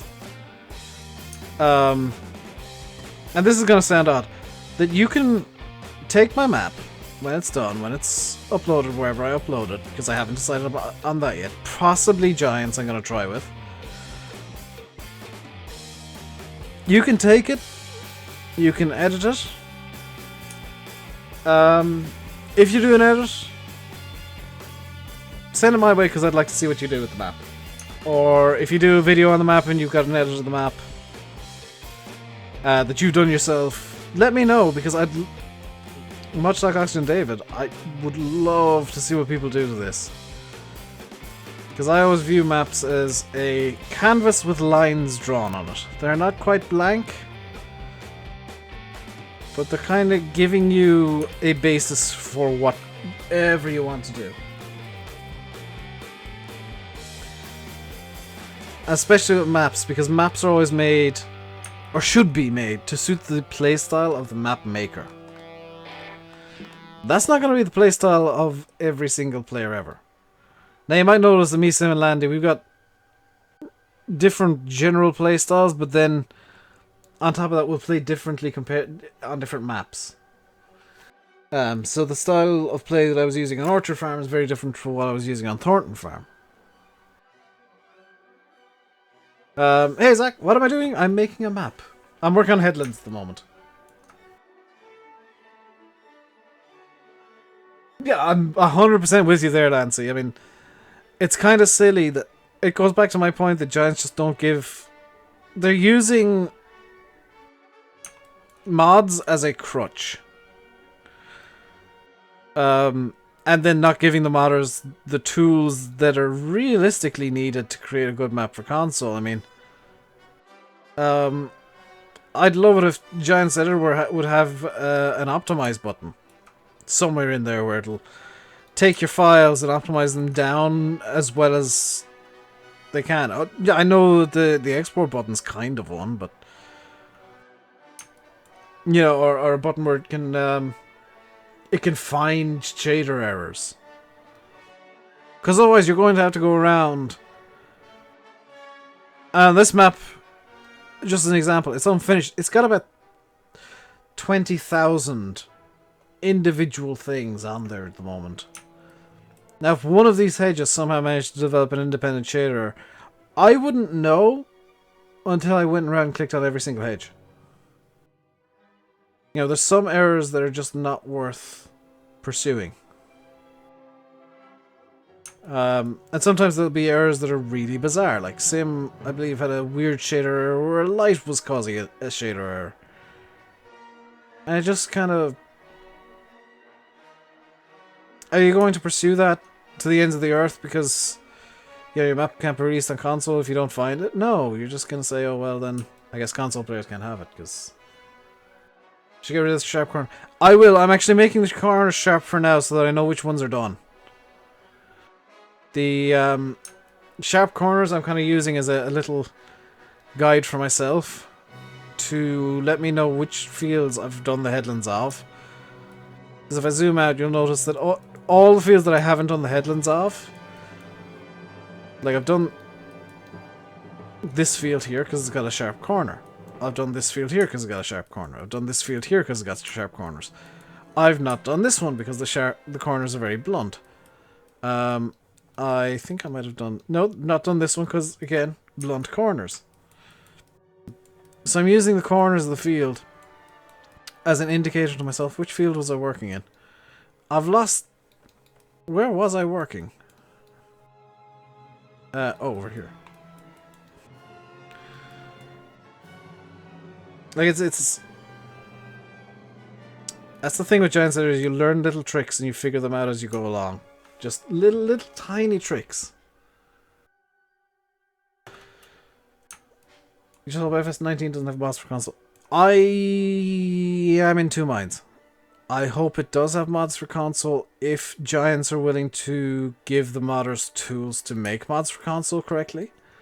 However, if Giants are not willing to give the modders some sort of tool that'll help with optimization of maps or mods or you know, help find the small errors, which Giants clearly have,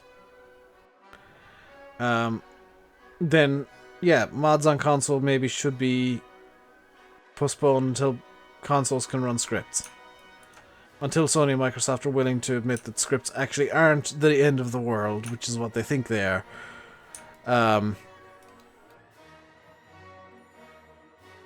And, you know, to change their mind and decide it. Use the 5 meter radius, I could do 2 fields at once. Yeah, that's not a bad idea actually, Matt. I'll probably start doing that in a second, because right now I'm just kind of rolling this along the edge to... because I'm beside a road, aren't I? But yeah, I'll start using 5 meter radius doing double fields. Is it 5 meter or 5.2 meter I should use actually? Because there is going to be the element of there are hedges in between the fields. I know it's 20 centimeters in the difference, but perfectionism.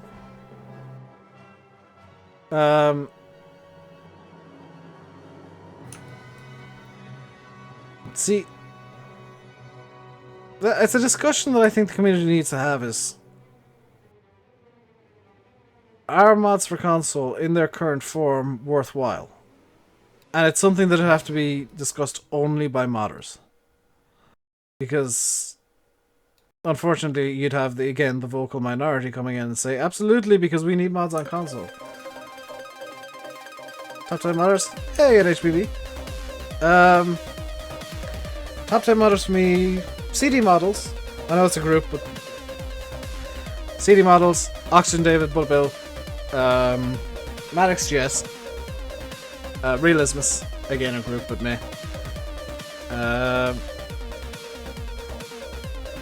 How many of us said? CD Models, Realismus, Bullet Bill, Oxygen David, because I don't want to split up Frontier. I don't want to group the Oxygen David Bullet into Frontier. Oh damn it, I've forgotten. I don't have a list of top 10 modders. I like so many modders. Obviously the mappers I'm you know, more friendly with, so Lancy Boy, Dusty Dave are in there. I know you are NHBB, because I do recall the minor disagreement we had regarding the beat harvester. It's actually an in-game error that caused that, believe it or not. Apparently the shaders in game break like that sometimes. I blame the mod. I was wrong. You blame my graphics card. You were wrong. Everybody's wrong today. Are you on the list? Kind of. You're my go-to person for edits, Pizza. If I can't figure out an edit, I'll either go to you or Matt, depending on what I'm trying to edit. The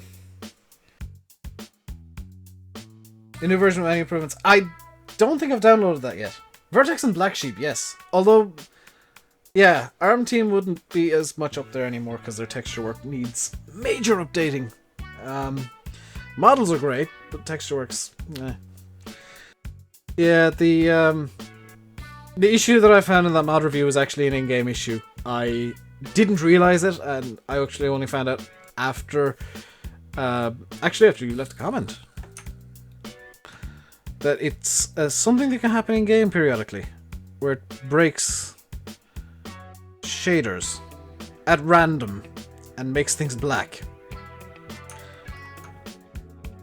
So that was my shaders breaking, which is always lovely.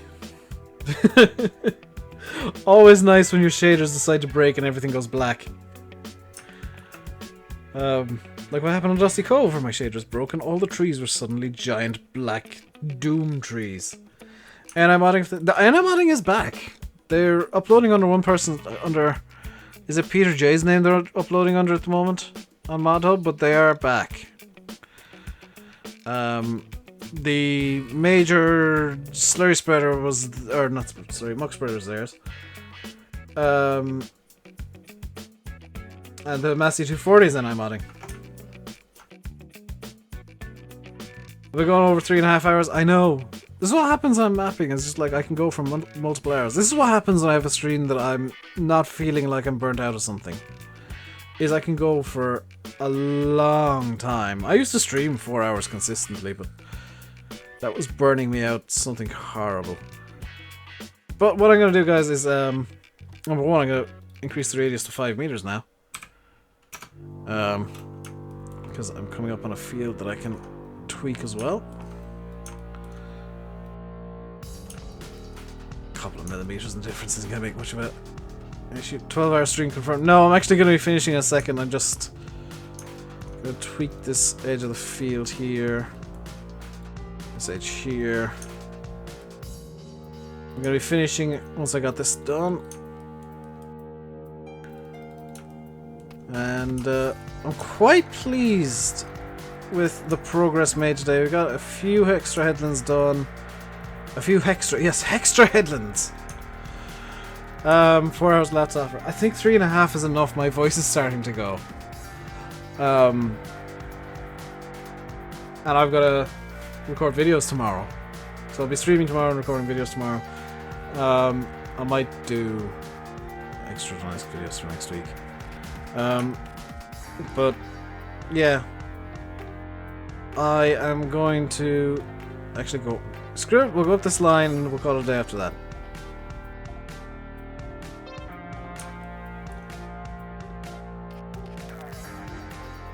So just so you guys get an idea of what double headlands look like. Because Matt suggested this time-saving tip.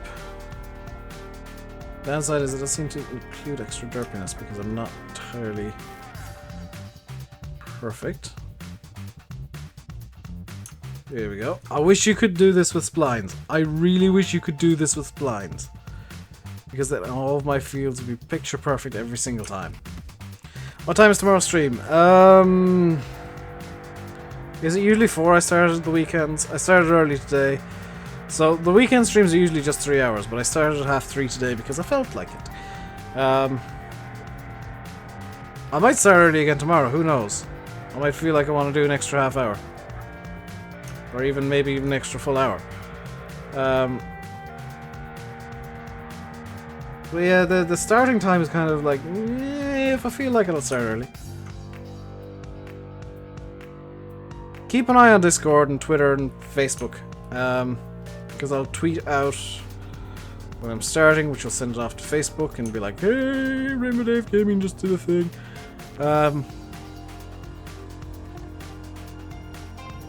There we go, that's the double headland done there. That looks really nice, actually. Thank you, Matt. But that is gonna do it for today. That looks really good, actually. Wow. That's gonna do it for today. In fact, having the center point being on the thing is gonna make it so that I can just zoom up along here a bit faster than usual. Because there's a bit of extra derpiness, but that's kind of giving it a bit more life, I think. So that's Headland done. I'm gonna leave it here because it has been 3.5 hours.